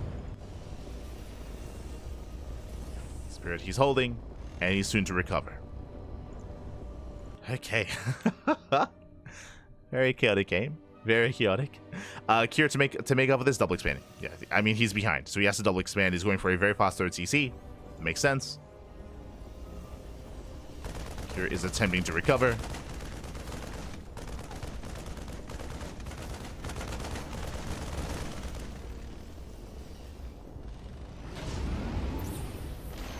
Oh. As the Cyclone does pull away. I wonder if that ever works. Yeah, I mean, we've casted that work before, 100%. I mean, we've seen that stuff work against, like, Beyond, for example. We've seen Gumiho whip that out. But a lot of that is reliant on hiding it a little bit longer, as the Cyclone is being chased down, and Spirit, he will shut down the initial aggression, cleans up the Cyclone, moving out for a counterattack, and can he break through the defensive line? There's 2 tanks to defend, no other support. Boosting into the main, he avoids the tanks. Oh, does boost in. Unloads a little bit prematurely. Late to siege up. Oof. Bit of miscontrol there from Spirits, as he's going to be zoned back. But he will delay the CC. We'll try to at least. It's too late. Does barely finish. Tank goes down. This is a big loss for Spirit. He throws his tanks away. And just like that, Cure, he's still in this. It's still in this. But winding it back, referring to this proxy that's still alive, by the way, if Cure had built up to 3 or 4 Marauders, that would have been game. You saw just how well Cure is trading. He killed like 2 or 3 Reapers. He was getting SCV kills. Imagine 1 extra Marauder. Doesn't sound like a lot, but that would have been so much more DPS added and would have made the world of difference here. So a lot of it did come down to how early that was seen. And thankfully, Spirit did get eyes on it sooner rather than later. So he does shut it down. But we have seen Terran players kill with that, for sure. At this level of play.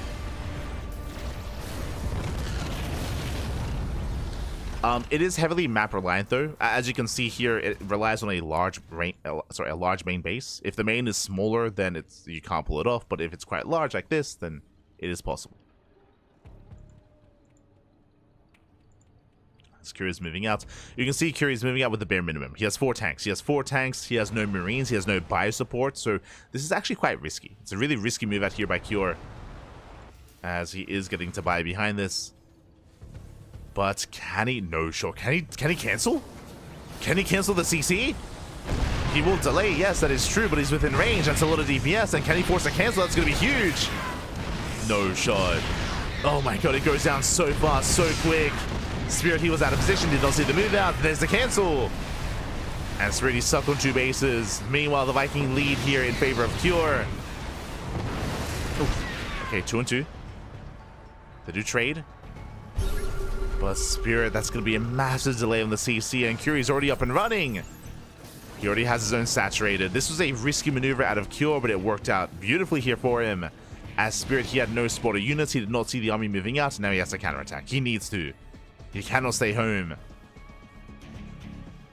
As Spirit is falling behind. You can see Kiryabi setting up in the center. He's going to make a stand. Does move forward. Tank behind this. Viking count in favor of Spirits, but the tanks, they're forced back. They're forced all the way back. Let's get the hell out of here. Oof. Yes, the problem is if he sieges, the tanks will catch up and kill them. That's the problem here. He cannot siege. There we go. Does siege on the high ground. Does siege in time. Does zone away.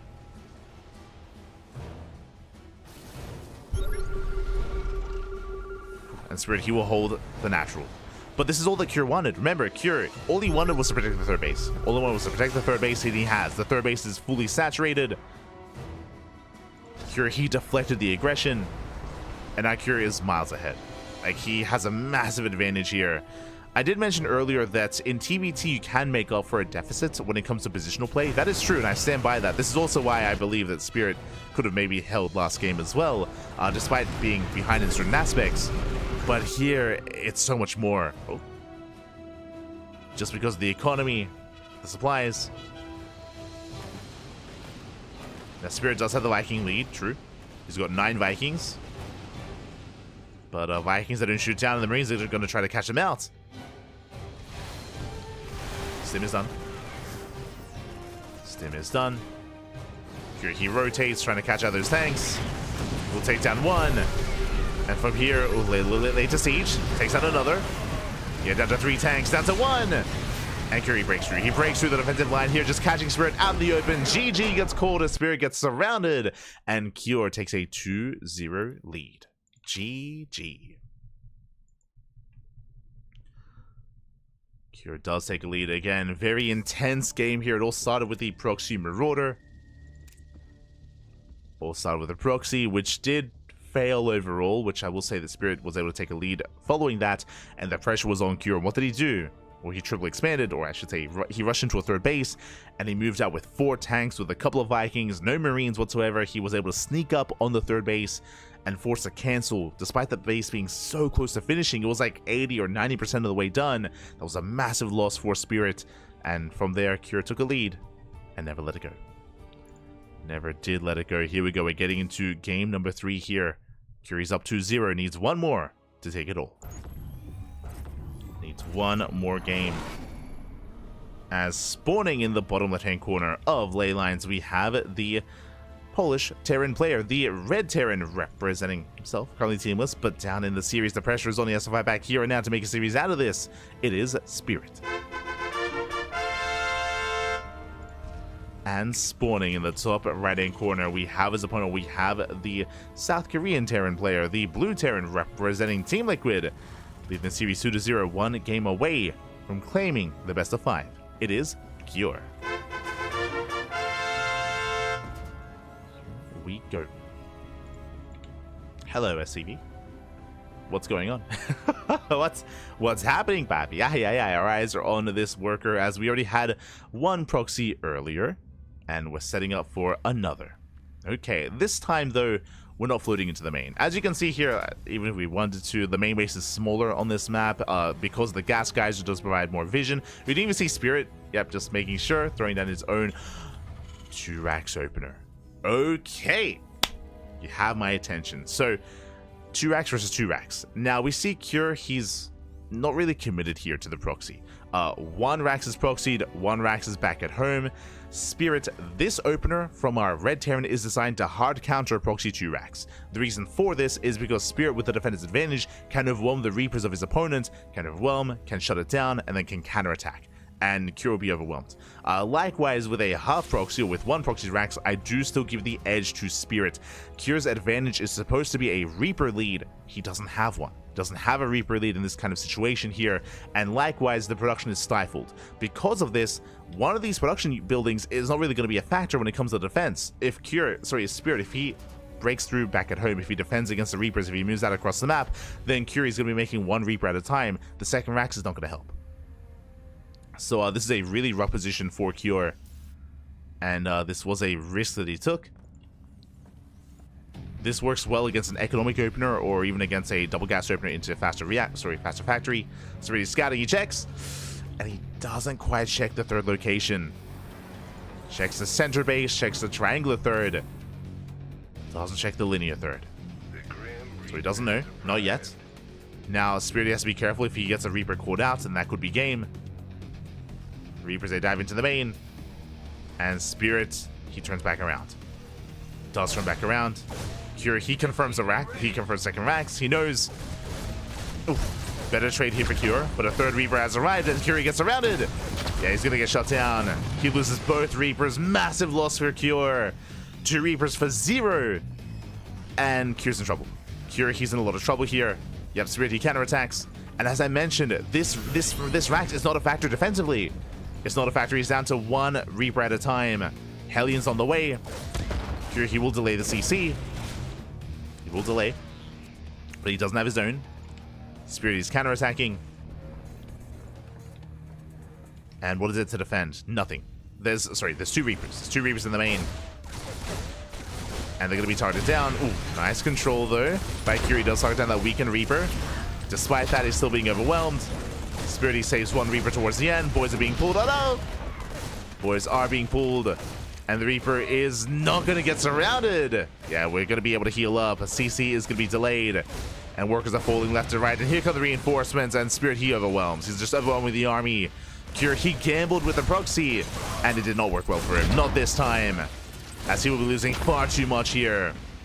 Two SVs lost mining time. The Hellion has arrived. Behind this, ooh, he will delay the CC once again and will attempt to. But the Reapers, they rush past. They focus on the Hellion. And this should be game. Like, mate, this is the this is crazy. More boys are being pulled to try to lock the Reapers in. But they slip away. They do slip away here. Just running circles here around the army, around the workers. GG gets called, and Spirit, he fights back. GG. Spirit, he fights back. He puts a point on the board. Again, almost a hard counter basically here from Spirit, going for a double racks opener. Again, that is designed to hard counter proxy 2 racks, and close enough. You know, proxy 1 racks here. Regardless, proxy out of Cure was shut down, was dealt with. Really good read here from Spirit. I say read. Both players did kind of gamble a little bit, but again, Spirit, he was assuming, he was expecting a proxy out of Cure. Did it well. Yeah. Was able to read him like a book. GG, well played. That leads us into game number 4. Let's go. Leads us into game 4. And we're going to be loading into one of the older maps once again. I did mention previously that we have an extended map pool for OSC Season 12 Championship. Older maps were voted on to be added to the map pool. Maps like Romanticide, which we featured earlier, and maps like this as well, like Gresvan. Here we go. Spawning in the bottom right hand corner of Gresvan, we have the Polish Terran player, the Red Terran, down in the series, but he does put a point on the board. Can he force the ace match? Can he bring us all the way to game 5? It is Spirit. And spawning in the top left hand corner, we have the blue Terran player for Team Liquid from South Korea, still one game away from claiming the series and from eliminating Spirit from the tournament. It is Cure.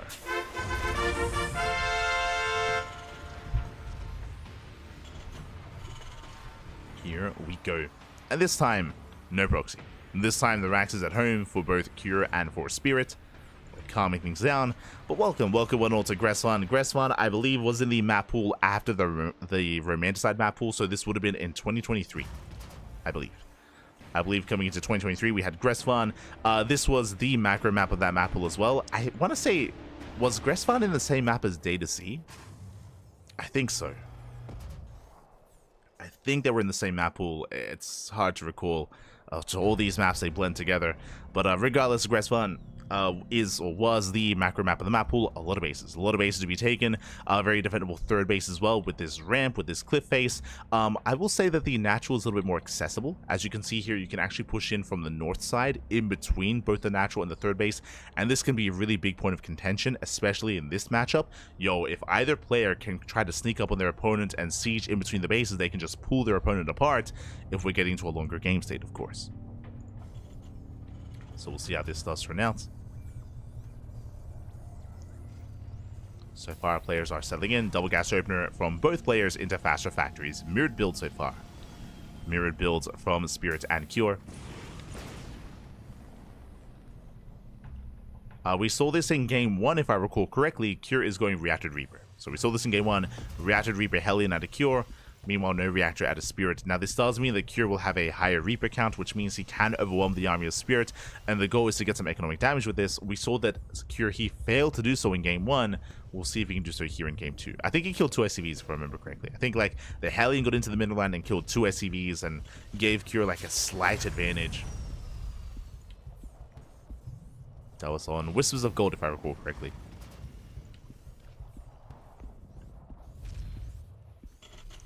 Was on Whispers, but now still building up. Both players expanding. And we'll see what Cure can get done, as he should be our aggressor here. As again, he will be up in Reapers. Here we go. Meanwhile, this is, again, a lot more standard when it comes to high-level TBT. No SCV Scout. There's no SCV Scout out of Cure. Likewise, there's no SCV Scout out of Spirit either. So no SCV Scouts whatsoever. We're just setting up back at home. A little bit more blind. No Reaper Scout. If you move out with a Reaper early on, you will lose it, most likely. So Reaper Scouts are avoided in this matchup until this moment. As Cure, he moves out with his army. So there's 4 Reapers and 2 Hellions. A 3rd Hellion not quite on the way. He's got the Arc, he's got the Concave, does move in. Oof. So far, gonna be denied. Marines are coming to reinforce. Spirit pulling on defense. Meanwhile, the Hellion does fall, and oh, he's being overwhelmed here. The Hellion falls, the Marines, everything's gonna crumble here. Yeah, the splash damage was just not good enough here from Spirit, and now SCVs are gonna fall. Massive losses. And just like that, this is getting out of hand. 4 SCV kills. Ay, ay, ay. The wall is not a wall. Bust into the mineral line. More SCVs going down, and this is brutal damage. Again, this should not have happened. Spirit, he did clump up a little bit too much against the Hellions. Does get the surround, but that's still 8 SCV kills. And that doesn't sound like a lot, but specifically in a mirror matchup, that's huge. As Cure, he takes an 8-worker lead, and the pressure is now on Spirit to recover. As Spirit, he's building up his Cyclones, got his Raven on the way. Cure, he was able to overwhelm, and he's not done. He continues the aggression, now moving out with a Cyclone drop. Making his way towards the main. We have Vikings in production, Cyclones at the natural, not quite in the main base. Spirit, he's not in position, he does respond. He's racing back over. And Cure is going to get more SCVs. Gonna get 1, gonna get 2 more. Trading against the Bio, nice control, he breaks the lock on. Multiple times to get more SCV kills, oh my god. Yeah, the control is brutal here, getting 6 more SCVs. Does escape with the Cyclone, escapes with the Medevac. And this is where we have to look at the supply a little bit here. Again, especially in mirror matchups, it's more impactful here. We have 38 workers compared to 22. Cure has a massive economic lead. He has a 3rd CC on the way. Oh! Does get a lock on. Does lock onto the Medevac, but doesn't quite get it. Medevac does survive. Spirit trying to stabilize here, getting to Viking tank. Spirit, he might be tempted to play mech. Like, mech can be a very efficient composition, and that might have to be the go-to and play more defensive and turtle up. The problem, though, is that Cure, he's being quite greedy behind this. Like, he's going to be taking a much faster 3rd base, and if Spirit foregoes any kind of map control, then Cure, he will just snowball out of control and be the first to max out.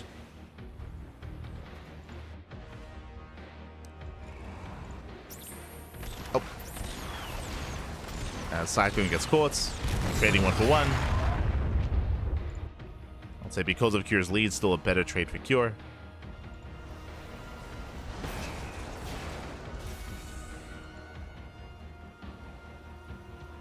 As Spirit moves out. He does move out. He has to commit. Behind this, reinforcing with Liberators. Interesting. I mean, he does have the Viking lead. True. He's up in Vikings. He's got 6 Vikings compared to the 0 of Cure. And with that air control, how better to use it than with Liberators? Spirit moving in. We'll take a tank shot to the face. Oh, we're going to be 1 tank going down. Brutal loss already. Vikings, they land. They focus on one of the tanks. Another tank falls. Autocar saved by time, and Spirit is being completely shut down. Oh my god, GG gets called. I thought we were gonna wait for the Liberators, Pappy, and with that, Spirit, he will lose everything, and Cure, he will take the series at 3-1. GG. GG, well played. I don't think Spirit was really expecting the tanks to be on the high ground, but after the tank shot went off, he had to commit. He was like, I mean, I'm going to lose this tank anyway. Let's send it, Pappy, send it. Unfortunately, it was an uphill battle in more ways than one, and was a losing battle as well. GG. GG, well played. Regardless, Spirit, he was forced into an all-in there, and a macro game was not quite possible after losing so many SCVs. Congratulations. Congratulations to Cure. Shout out to Spirit for making a series out of it. And it comes down to our final series. We have not had a macro game yet. We have not had 3 base saturation versus 3 base saturation. That has not happened at all in any game of our series so far. We've had 3 best of 5s. We've had a lot of games that they're best of 5s, mate. No macro. Does that change here coming into our final series? Do we want it to change is the question. I'd be okay with an earlier broadcast ending. I'd be fine. We have a lot of casting to do tonight. We have the Wardy TV February group stage that we're going to be covering. We have the OSC King of the Hill. Like, we have a lot of casting to do. It would be nice if we got some extra sleep, but I'm getting ahead of myself. We have one series left. We have one best of 5 remaining here. It is going to be a best of 5 between SKillous and Nightmare. Let's go. We have a PvP, and PvPs, I mean, they can be very aggressive, they can be very all-in, or we can slow things down a little bit. What I will say is, you know, especially amongst certain players, like, you know, your Geralt, your Showtimes, potentially even SKillous as well, they're more one to just get into a third base and play things out a little bit slower. But we'll see. We'll see how these two styles clash as we have some more Korea versus Europe action. SKillous versus Nightmare. Let's go. Let us go. I love these early back and forth skirmishes. I do as well. Like, don't get me wrong, I love it. It's just interesting to point out that we haven't had any macro so far. It's just a fun fact. And we might not at all. We'll see. It's like all the players, they all colluded together. They're like, mate, we're gonna let Light sleep early today. It's crazy. It's crazy. Let's go. As spawning in the right hand corner of Ultra Love, we have our red Protoss player representing Team Liquid. It is SKillous. Collusion. And spawning in the bottom left hand corner, we have the South Korean Protoss player. We have the blue Protoss representing Streamer Zone. It is Nightmare.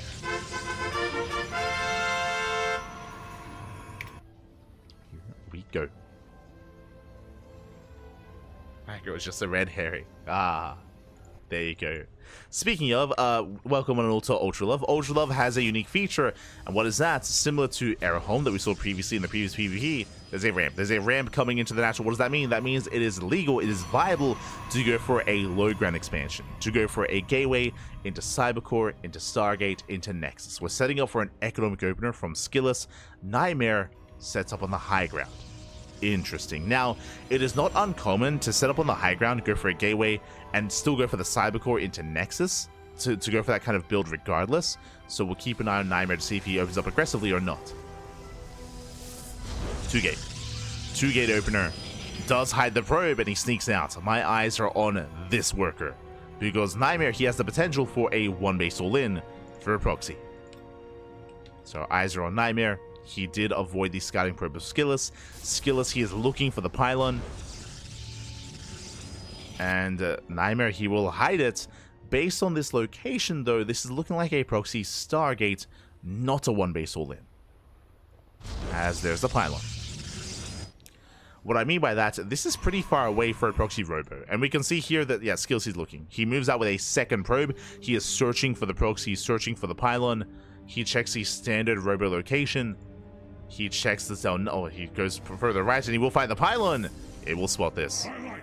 It will spot this. SKillous setting up for the Stargate, and he will be found.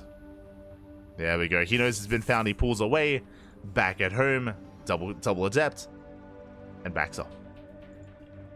Yeah, he was setting up for the proxy. He abandons it. He gets found, and SKillous holds. And SKillous, he should get away with a more economic start.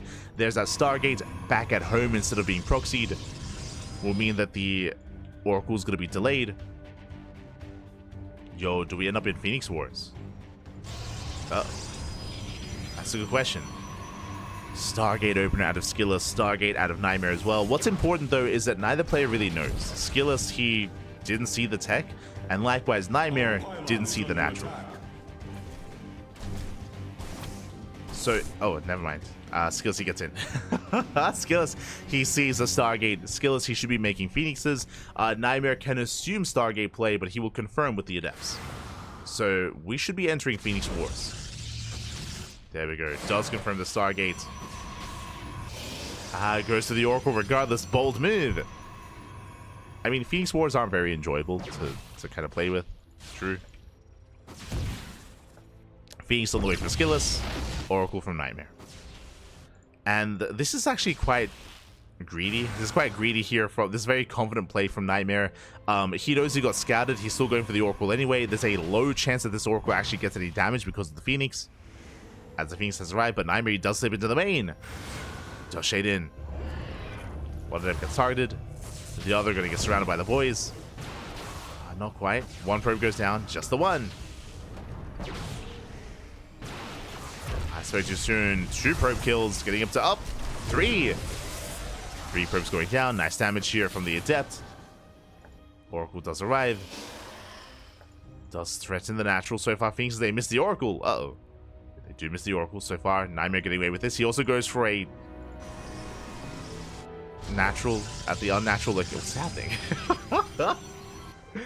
Also expands elsewhere at the 3rd location instead. Let him cook, Papi. Let him. Let's go.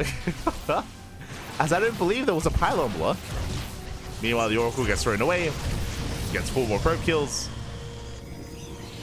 Again, it gets thrown away because the reality is that these Phoenixes would shut it down. So does these trade. And Phoenixes, they threaten a dive. They should check the natural as well. The rest of the army's moving out. Does confirm the lack of extra gateways. Pigs off probes. And Nightmare's in trouble, I'll be honest. Nightmare, he's in quite a bit of trouble here. Being forced further back. SKillous, he's waddling in. Does he check? He will. He will check. He will confirm. And this 3rd base, this natural, it's so isolated. It's so isolated, so far away. Difficult to reinforce.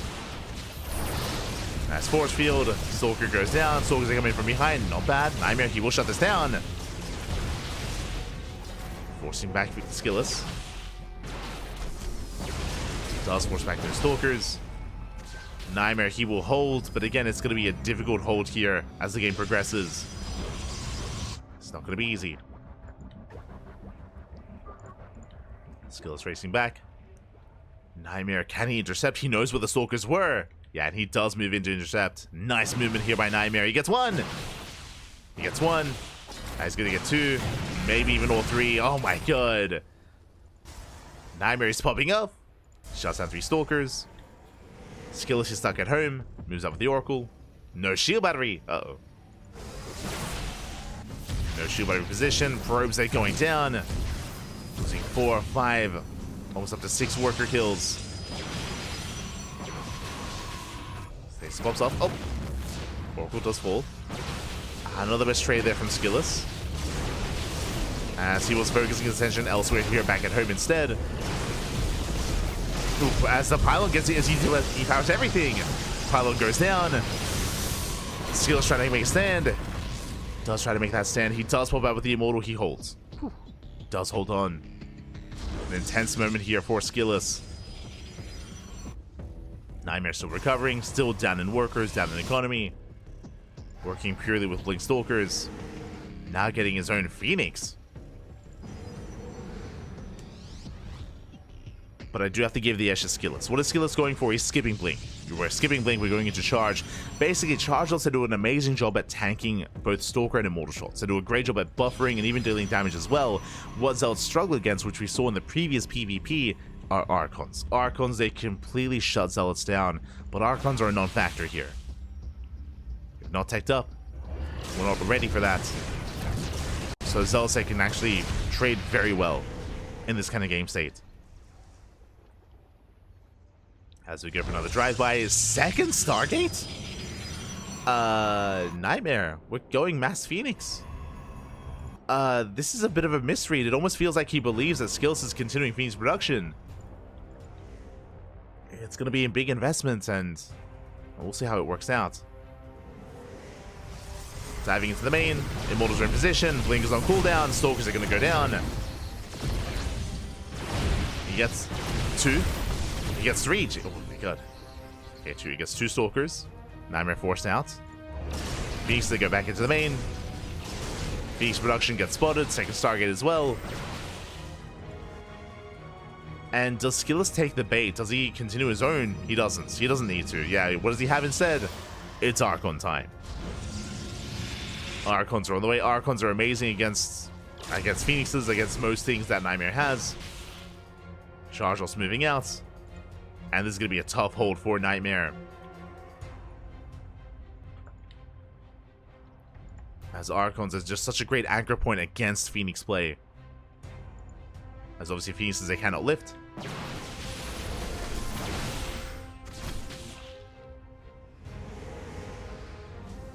I would imagine the goal here is to lift all the Immortals. But easier said than done. As it does push forward, here we go, it does go for the lift. And pieces are being targeted one after the other.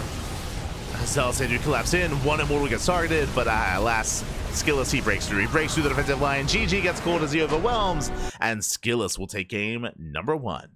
Whew. GG. GG, well played. Very decisive play here from SKillous. Again, he took a massive lead early on. It was a very chaotic game. Very chaotic. We had an attempted proxy from Nightmare. It got scattered. It got shut down. Nightmare from there, he went into a weird natural location into double Stargate Phoenix. It was crazy.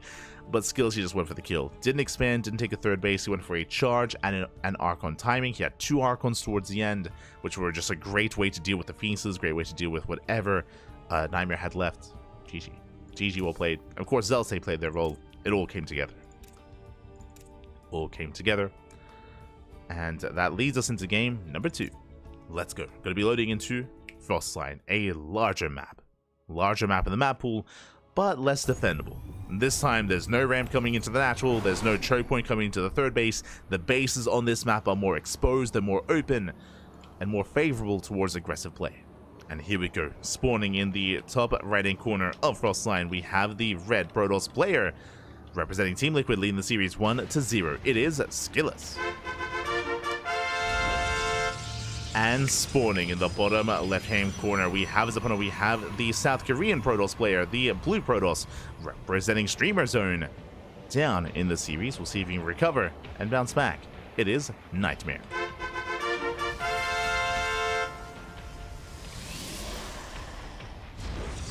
Now, this is a rematch from Home Story Cup. For those that remember, we were the B stream. We were the official B stream of Home Story Cup at the beginning of December, and both SKillous and Nightmare were there at Home Story Cup. They were at Home Story Cup, they were in the same group, and if you recall, SKillous, he popped off. So did Nightmare, in a sense. Nightmare did make it out of the group stage into the playoffs, and SKillous did not, but SKillous, he looked amazing, specifically in the PvP matchup, and I believe SKillous was one of the few players that actually knocked Nightmare down in that group stage. So he was able to beat him at Home Story Cup, but here we are, what, a month, 2 months later at OSC. We'll see if Nightmare can bounce back. But now 2-gate opener. 2-gate opener out of SKillous, likewise 2-gate opener out of Nightmare. We mentioned before that the reason why SKillous went for an economic start on Ultra Love was because of the ramp coming into the natural. Here there is no ramp, so 2-gate openers are more standard. Unless you're max packs. If you're max packs, then that's different.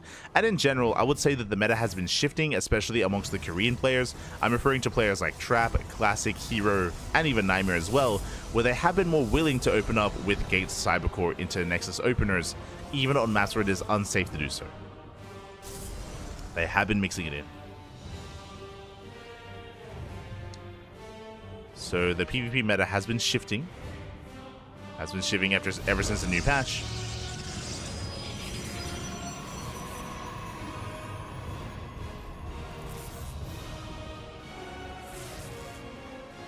Until then, we have our first units of choice. Going to be Stalker Sentry out of Nightmare. Likewise, going to be Stalker Sentry out of SKillous. Is going to be Stalker Adept out of Nightmare.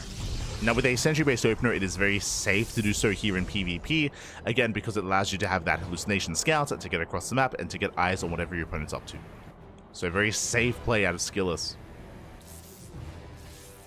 As it does go for the pylon block. So there is that Nexus on the way. On the way for both players.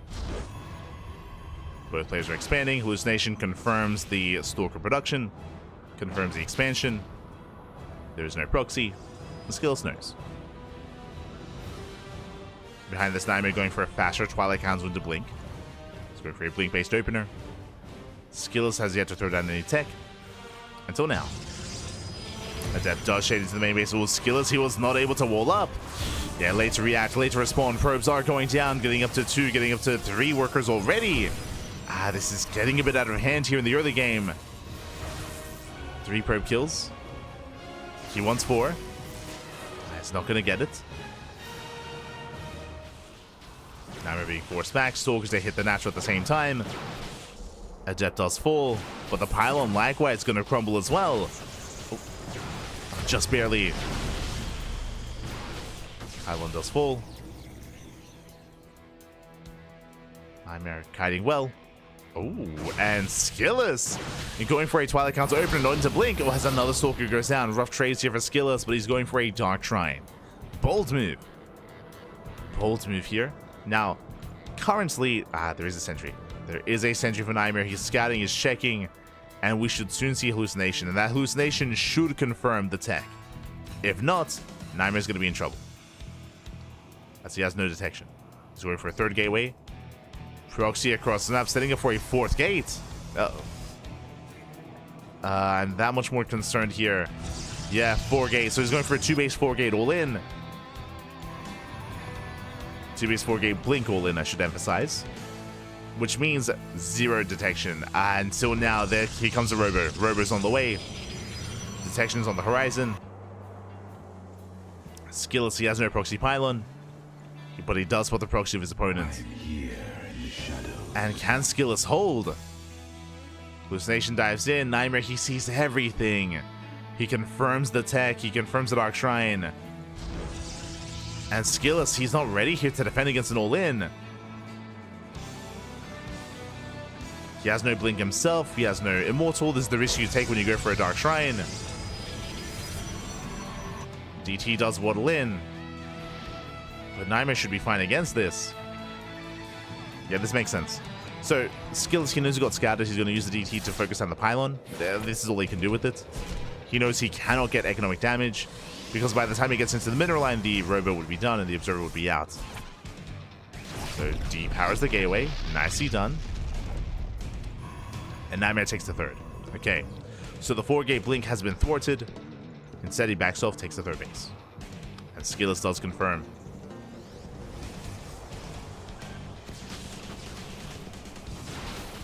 And for the first time in this broadcast, for the first time tonight, both players are expanding. Let's go. Both players are expanding. Both players are building up towards a greater economy. If you remember, we almost saw this in the TVT between Spirit and Cure on Romanticide. And then Cure, he knocked down the 3rd base and he forced an all-in. So we're not there yet, but we're getting there. We didn't get there between Cure and Spirit. Gateway's being repowered. Uh-oh. Gateway's being repowered.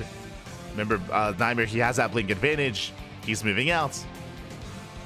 SKillous trying to keep up.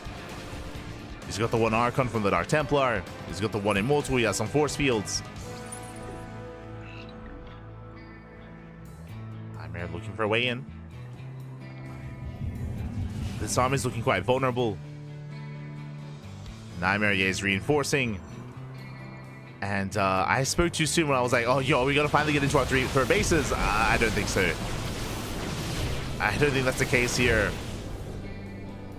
Nightmare has that supply lead. Adepts a shade into the natural. They pull apart the attention of SKillous. Probes are being targeted. It's 4 probes so far. SKillous still looking for a way in. Now we're up to 2 Immortals. True. Up to 2 Immortals. Once again, keeping on the main army. Headed towards the main base. Yeah, he has high ground vision. Dives into the main. SKillous out of position, trying to respond. What are we going for? Nothing in particular. Yeah, SKillous, he will defend. He will force this back. SKillous, he's holding. Meanwhile, Nightmare rotates over. Patches to Adepts.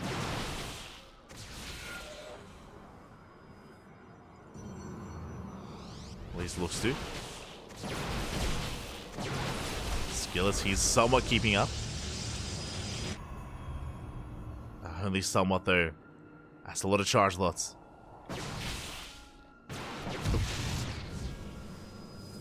Yeah, There's a lot of charges amassing for Nightmare.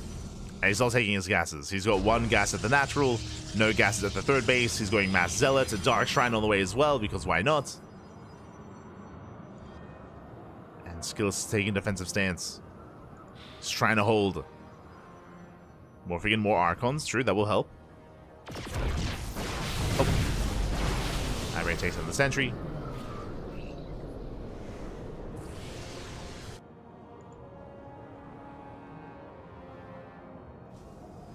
He has vision of the main base.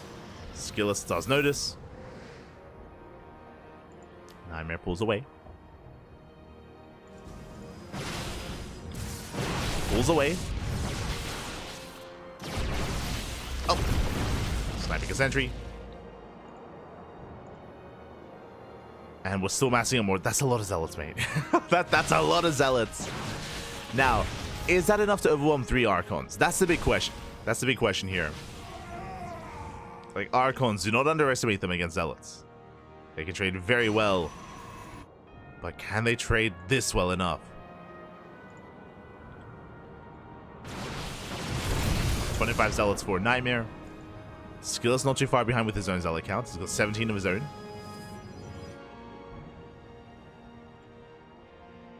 Nightmare taking another expansion. Maintaining map control. He will force a cancel. And containing SKillous. Stalkers, they poke in, they distract.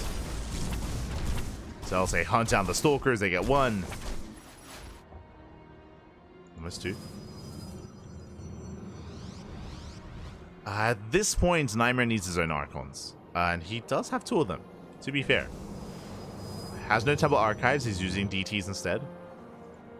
Has 2 Archons, is that going to be enough? The Immortals are going to be another deciding factor for SKillous. The Immortals do a great job at just focusing down Archons and focusing down Stalkers. The armies, they pass by each other. Ah, never mind. SKillous, he notices. Yeah, he does notice the rotation. He's keeping up. We embrace the glory of battle. Nightmare, he's maxed. He's up almost 50 supply.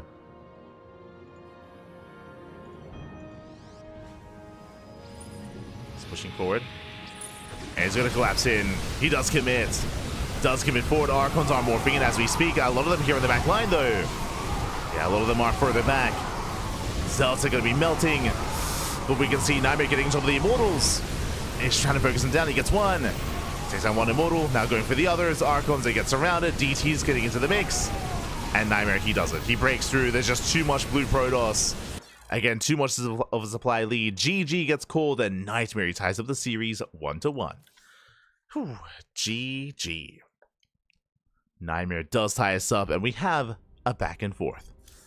Whew, it was a very intense early game, and Nightmare did take an early lead. I will say that. Unfortunately, SKillous, he was rushing into the DTs was very risky, and it wasn't worth it. It wasn't worth it in the end.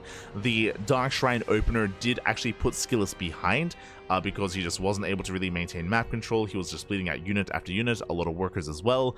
He wasn't able to make use of the Dark Templar. They morphed into Archons eventually, but in the end, he did fall behind early on and was never able to really recover from there. That's why Nightmare had just such a massive lead and advantage.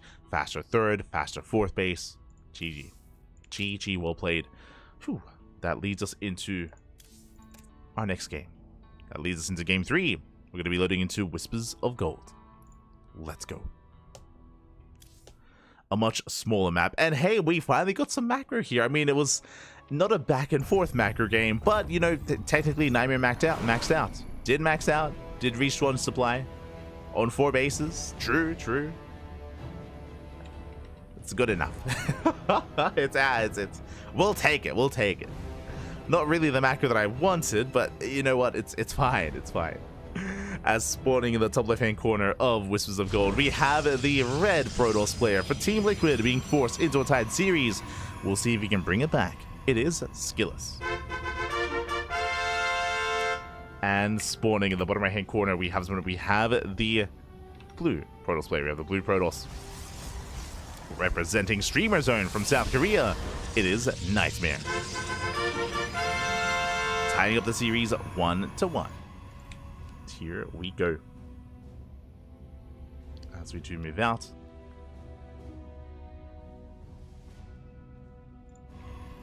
Do move out with the scout. And we'll see how we open up here. Once again, we are loading into a very small map. This is a rush map, short rush distance by ground, exposed bases. Aggression is favored here on Whispers of Gold, so we should be seeing 2 gate openers. 2 gate openers all around from Nightmare and from SKillous. Considered unsafe to do otherwise.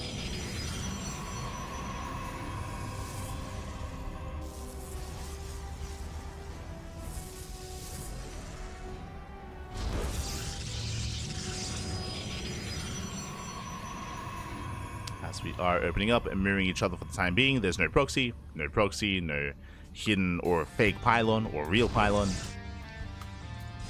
See a pylon in the natural, sorry, in the main, likewise pylon in the main base for Nightmare as well. And both players will confirm.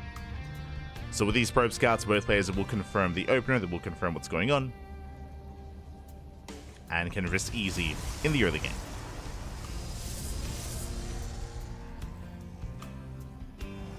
Can rest easy.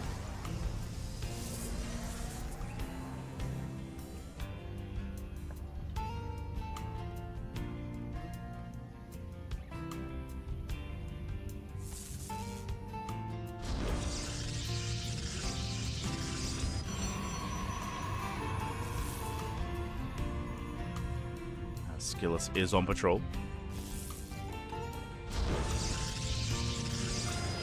You see double adept opener out of Nightmare, much more aggressive. We see Stalker Sentry out of SKillous. So SKillous going for a safe opener, Nightmare being aggressive once again.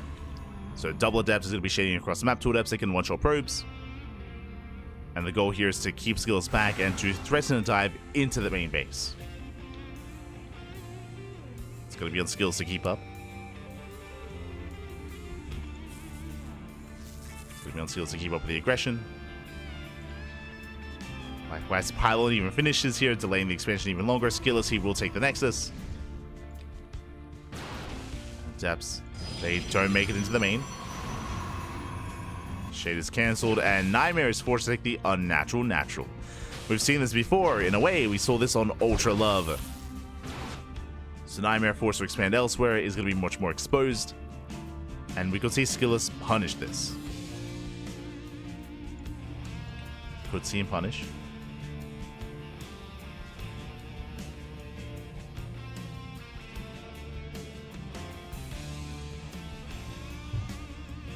Hallucination will scout, will confirm there is no natural. He checks the triangular third, and now he's going over towards the linear third. Not quite. There we go. There we go. Does check, does confirm. He gets eyes on the Nexus. Now he knows. And how will SKillous respond? For now, going for a Twilight Council with the Blink. Blink is going to be slightly faster for Nightmare. Catching at the Adepts. Nice force field. Locks one down. The other commits to the Shade. And doesn't get a probe. SKillous, he holds.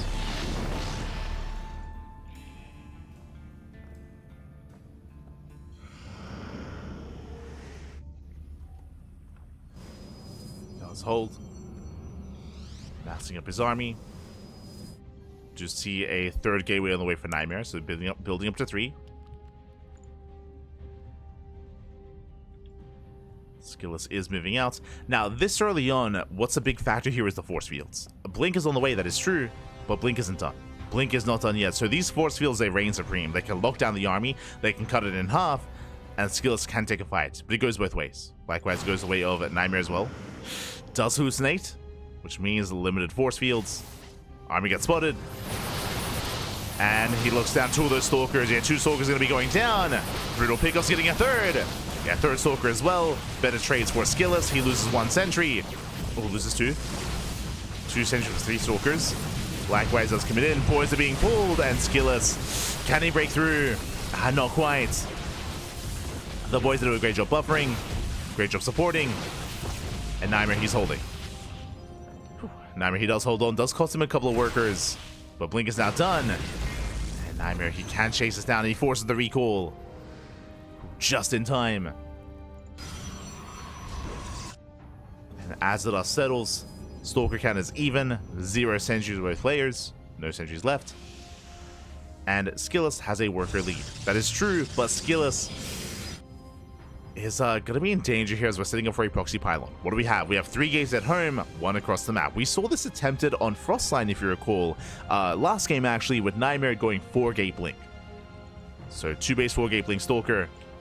SKillous, he is actually going for his Adept Harass, and just by chance, does get the proxy. So he is aware. Ooh, throws down a 3rd. Bold move. I don't think he's going to save it. Yeah, just very greedy here from SKillous. As he trades with the Stalkers. There's a cancel. And Nightmare, he's reinforcing. Again, he can warp in 4 Stalkers at a time. And SKillous trying to keep up. Oh my god. Being forced further back. Alas, we can one-shot Stalkers, and SKillous is being overwhelmed. Yeah, he can barely not keep up. The shield battery is helping somewhat here. There's the NG overcharge. Adept SHIN into the main base. But at the same time, Nightmare, he's gaining ground. He's pushing further in. And SKillous, he just can't hold on here. He pulls a couple of boys. Better trades for Nightmare. Adept do shade in. Workers are going down. But Nightmare has just a massive army. And he will overwhelm. Yeah, takes down the mineral line. Going for the Stalkers. Oh my god. Nightmare, his army's hitting very low. But still too large. Still just big enough. Still too many Stalkers. Too much of an army. There's soup. There's too much soup. Oh, a bit of miscontrol targets the plates. But regardless, it's 16-6. Oh my god. There's just so much that SKillous can do here. Only so much he can do. As he'll lose every worker at the same time, though. SKillous, he's popping off. He's getting more probe kills across the map. And 17 probe kills across the map. SKillous, he's holding on. Oh, barely holding on. Punishes some of these weakened Stalkers. Does bring them down. But despite that, it still might be too much. Oh, never mind. Reinforcements now coming in. Very close fight. Mate, SKillous, he was down 10 Stalkers, by the way. He was down 10. Now he's down 3. But I mean, still down. Like, SKillous still has that Stalker lead. Boys are being pulled. Oof. Yeah, without a shield battery, it's just too much. GG gets called, and Nightmare, he overwhelms the army. Nightmare will take a 2-1 lead. GG.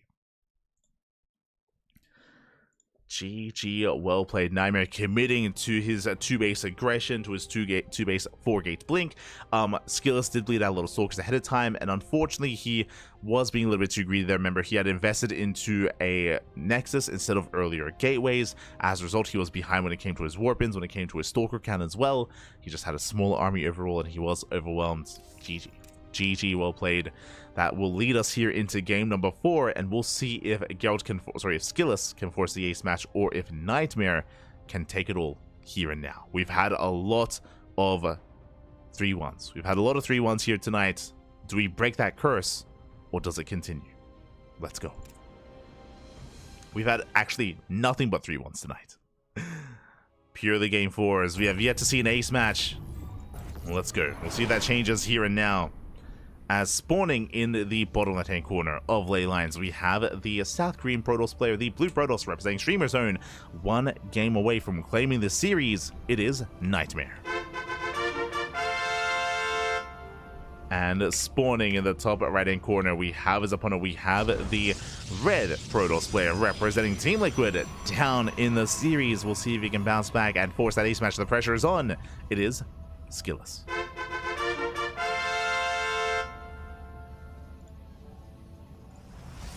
We go. And once again, no ramp. No ramp coming into the natural, unlike a map like El Dorado, for example, or Ultra Love, where you can set up these more economic builds. That is not the case here. Not on ley lines. So once again, 2 gate openers. So far, we've been seeing more aggressive starts out of Nightmare. Last game, of course, did open up double Adept. We'll see if he does the same, or even proxies. For now, going for the probe scout. Workers moving out, and again, the goal here is to keep eyes into count pylons. to make sure everything is where it should be.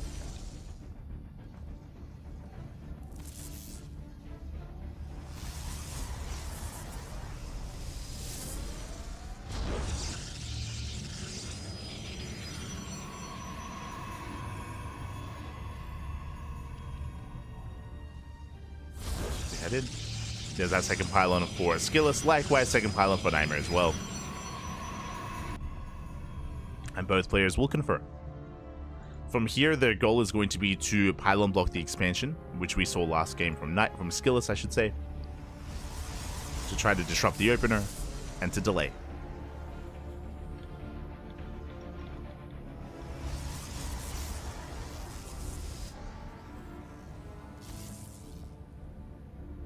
See if we can delay.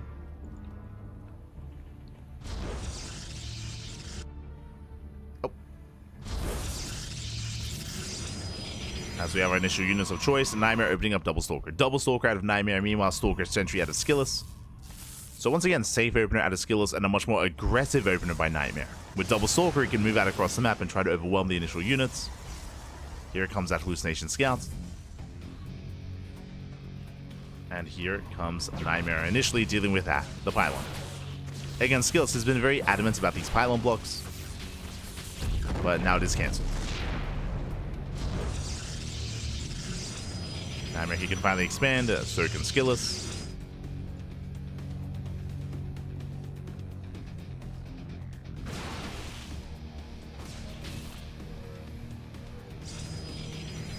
Nightmare is going for his tech of choice, and so far relatively mirrored builds. Twilight Council for Nightmare, Twilight Council for SKillous, getting into Blink. It's on the way.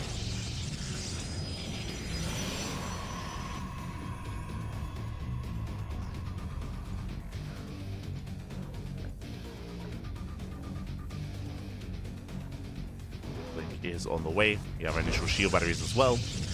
Playing it safe from SKillous. And so far, passive starts. Okay, let's go. Things can change with our tech. I mean, last time we saw this from SKillous, we saw a Dark Shrine. Not this time, though. Blink. Blink for both. And with these non-stop hallucination scouts, we will confirm the lower gateway count and the tech as well. We're just making sure that the gateway count is in check. We're making sure that there's no faster third base, that there's no earlier gateway explosion. We've gotten the aggression out of our system. we're calming down. Settling in. As this is the most defensive and passive start that we've had between these two this series. This is more of your standard macro PvP, which is just like sentry openers and non-stop hallucinations. Just constantly checking, constantly looking. SKillous setting up for a third, and he will take it. So will Nightmare. So yeah, just Sentry Stalker into more Sentry Stalker into Blink into third.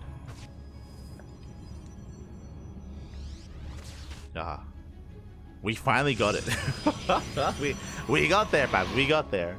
Like again, the game on Frostline didn't really count. Like yes, Nightmare maxed out on Frostline, but he was still being very aggressive and it was still very committed.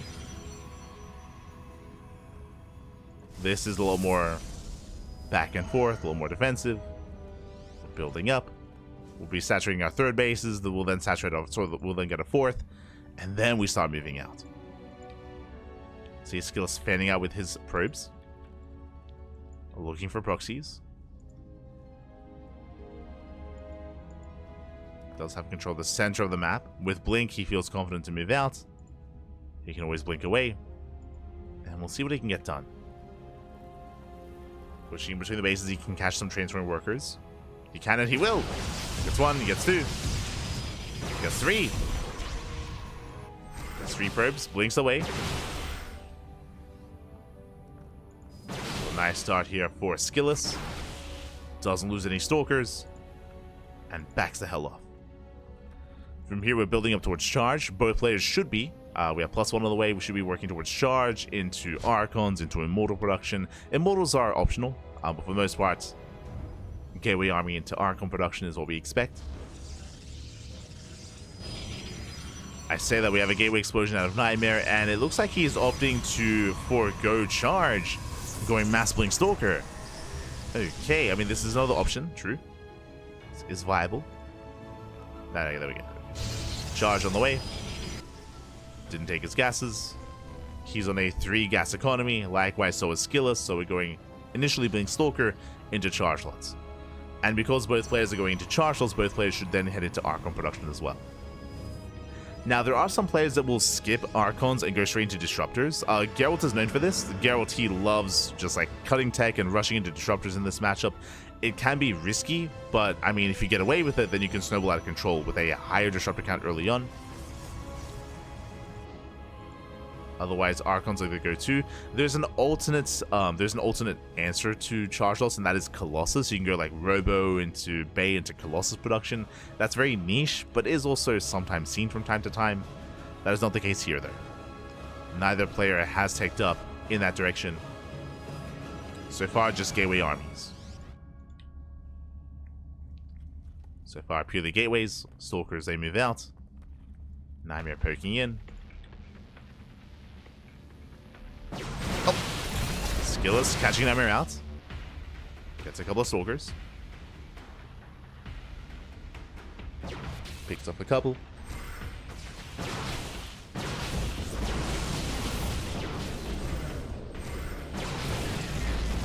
Forcing Nightmare back. Likewise, Zealots, they do get into the mineral line. Not too much damage, getting 2 probes, but they do distract Nightmare. And SKillous is going to reinforce. He will expand behind this, but he's committing.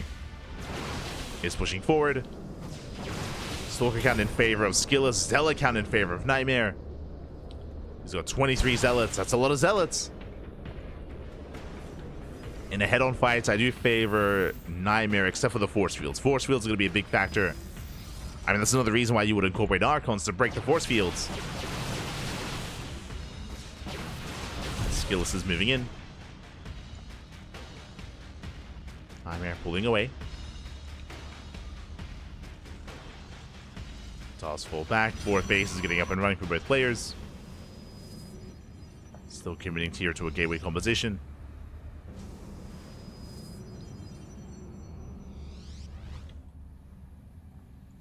We're not pulling away. No extra gases yet. As Nightmare, he gets spotted. Is moving forward. And shows his force fields. So far, so good. Does run away the Stalkers. Yeah, Zealots are going to be cut off. He cleans up most of those Zealots. Stalkers going for the mineral line, going for the base instead. But they don't engage in the main army. And the base will fall. Not a bad pickup.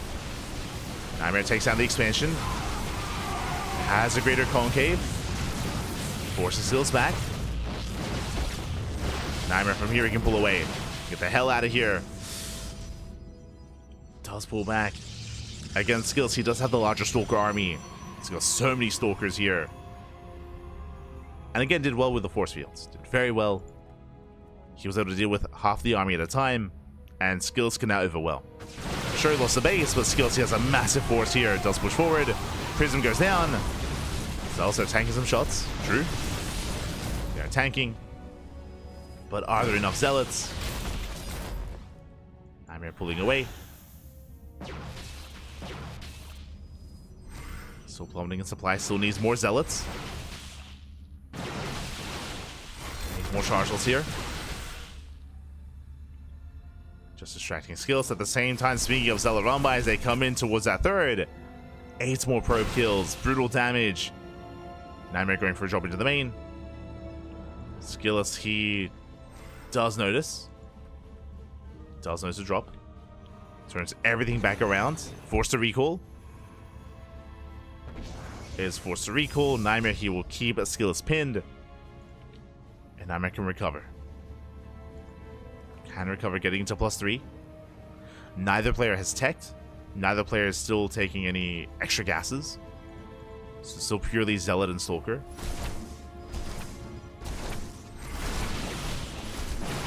Zealot counts are neck and neck. Stalker count likewise close as well. Nightmare will have a massive upgrade lead. He has +3 finishing up, and +3 just began for SKillous. Uh-oh.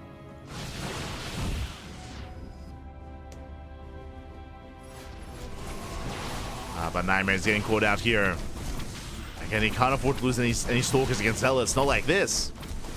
Has to pull away. SKillous chasing him down. Nami pushes forward. Nightmare out of position. Oh. It's a pylon.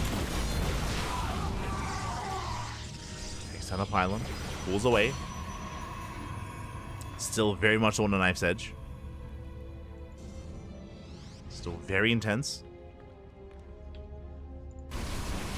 SKillous goes for a massive Zealot counterattack.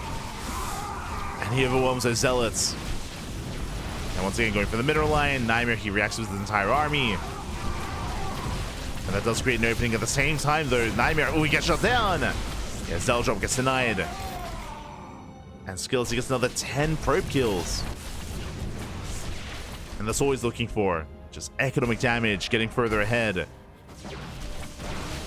Gets 10 workers. Yes, Nightmare has +3, but +3, what's he doing with it? He's stuck at home defending. And SKillous is catching up. He's catching up with that upgrade.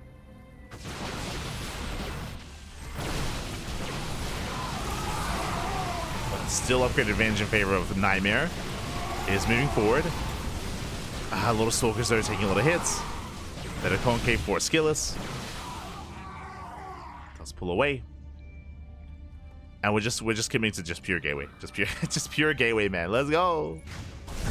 The Zealot Rumbies, they continue. Mate, these Zealot Rumbies have been the MVP. Like, how many probes have they killed so far? 30. Look at the units lost. 30 probes for Nightmare, 1 probe for SKillous. SKillous, he has lost nothing to Runbys. His economy has been untouched outside of losing that expansion earlier. Did lose the Nexus, but no workers. And SKillous, he can overwhelm. Yeah, he just has a massive Stalker lead. Nightmare, he blinks further in. Denies the warp in. But he's going to be chased down. Zealot coming from behind. Nightmare sets up the flank, but it's not going to be good enough. Yeah, the Prism gets shut down. Denies the warp in. SKillous, he should overwhelm. And he will. Will overwhelm Nightmare. Knocking him down. Again, throughout the course of this game, just bleeding out so many workers that did eat into his overall supply, into his army size, into his Stalkers, and into this game. And yeah, SKillous, he has broken through. GG gets called for the first time tonight. We don't have a 3-1. We are going to the ace match. GG. Let's go. We're going all the way to game 5. Whew. As SKillous, he brings it back here, and we're going to the ace match. It's going to be on Amygdala. Let's go. I'm happy that at least one of our matches here went all the way to the ace match. It just happened to be the last one, the final one. Do love to see it. The final PvP. And here we go. We're jumping into Amygdala. Again, a very intense game as well. There were some good moments from Nightmare, especially when he sniped the expansion, for example. But throughout the course of in the aftermath of that, throughout the course of the game, we saw just constant run-by after run-by. Because of that, despite some upgrade advantages that Nightmare had, he never could use them. He never could be assertive with those upgrades with his army. He was stuck at home time and time again by the non-stop Zealot run-bys, and they never dealt any major damage, maybe like, 5, 6, 7, 8, 9, 10 probes at a time, but it all did add up over time.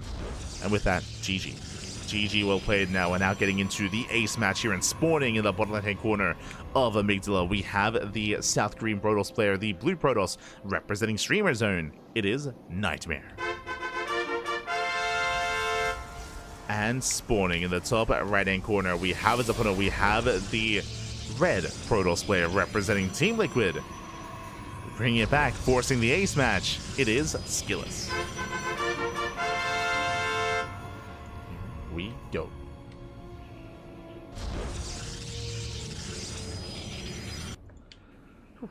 Here we go. As we are moving out. And welcome one and all to Amygdala. Amygdala, being one of the larger maps in the map pool, true, is a large map. But no ramp into the natural, which means 2-gate opener. 2-gate opener all around. Let's go.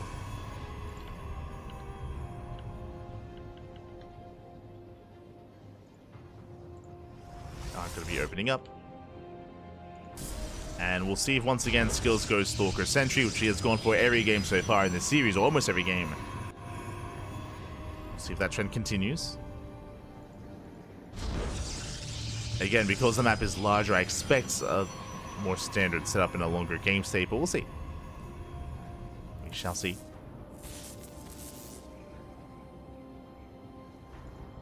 Again, proxy gateways and proxy pylons don't care about the length of the map. They can allow you to commit any wave. Pylons are in the main bases, so no proxy. No proxy, no all-ins. And we have a Stalker Adept out of Nightmare. Stalker Sentry once again from... Oh, sorry, my apologies. He cancelled. Cancelled the Sentry, starts and opens up Double Adept for the first time. Let's go. Oh, never mind. Cancels the second Adept, goes for a Stargate instead. SKillous, he's mixing it up here. The probe, oh, does dip in. I love what SKillous is doing. He does start that second unit to make it look like a standard opener. But he will check, he will confirm. He gets eyes on the Stargates. Nightmare, being careful, does recheck. And now he knows to be set up back at home defensively. With Stalkers, with most likely a shield battery as well. Going for the Twilight Council before expansion. So SKillous is going to be the aggressor. The problem, though, is that Nightmare knows. Nightmare, he sees well ahead of time that an Oracle should be coming his way. So Nightmare should be ready for this.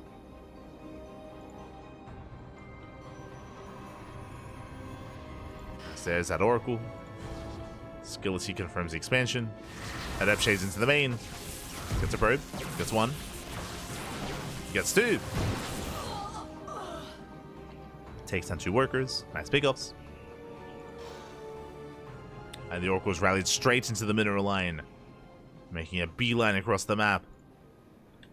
See Nightmare checking for proxies, ensuring there's no shenanigans afoot.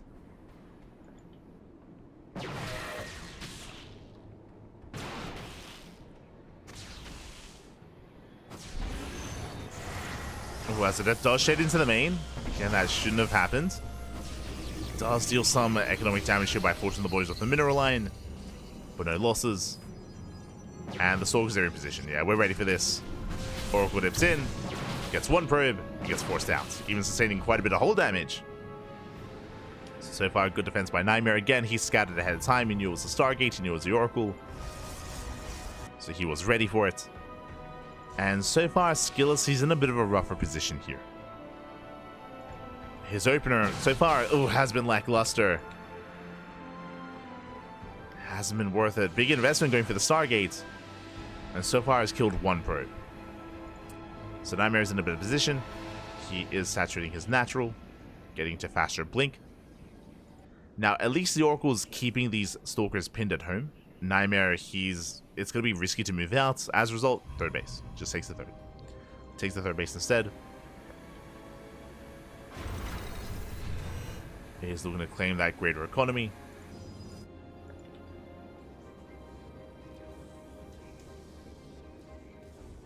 SKillous building up his Stalkers.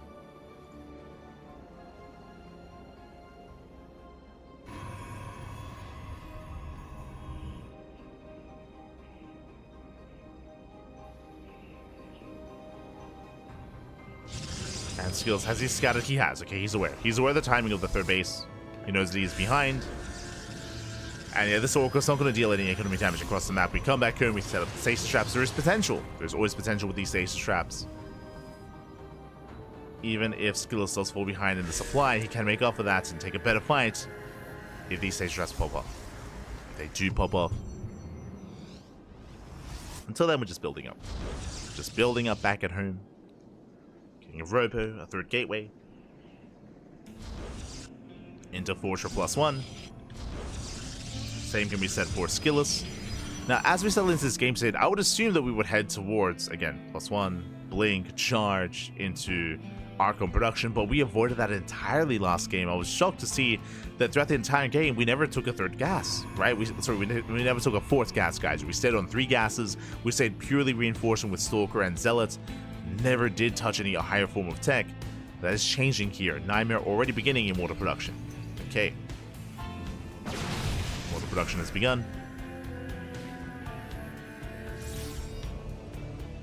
He's not going to be purely reliant on a gateway army. Zelda's on the way for SKillous, and should soon be on the way for Nightmare as well.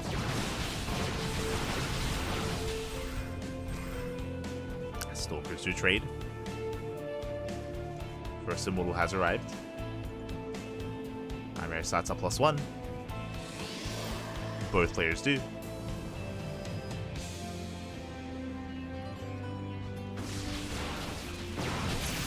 I see down here, Nightmare, he's got his Observer. So it's all the stasis traps.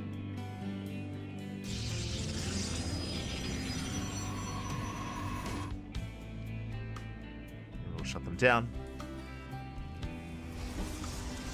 SKillous setting up his gateway explosion. Both players still staying on a lower gas count. And we should be seeing charge soon here for Nightmare,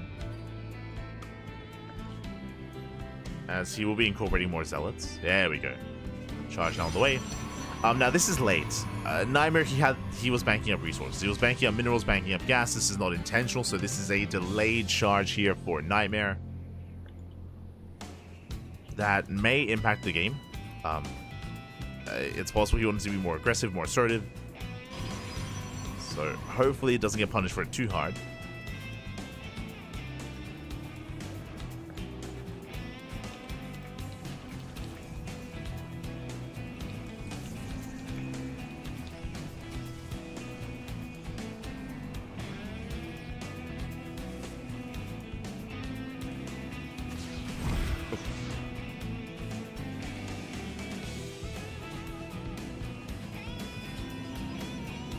So far, both players taking their 4th bases. There it is, Archon production for Nightmare. So he's not going purely Zealots, going Immortal into Archons, Charge Out Stalker, more robust, more standard unit composition here from Nightmare. SKillous has not done so. SKillous, like the previous game, is sticking with a gateway composition. Purely gateways. Pure Zealot Stalker. So coming into this, I do favor Nightmare's army. It's a little bit more complex, has a little more potential as well, can be more efficient. But it does need a little bit more time to build up to a higher Immortal and higher Archon count. So Nightmare's taking a more defensive stance. SKillous, more aggressive.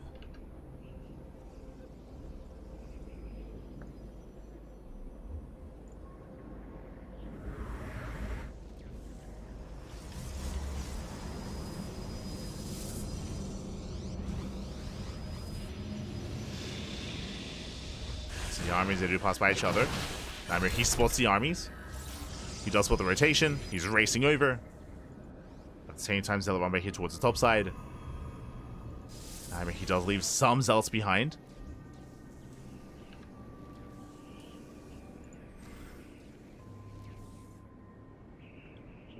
Again, both armies trying to posture, trying to rotate. SKillous looking for a way in. And the Prism is actually rallied into the main.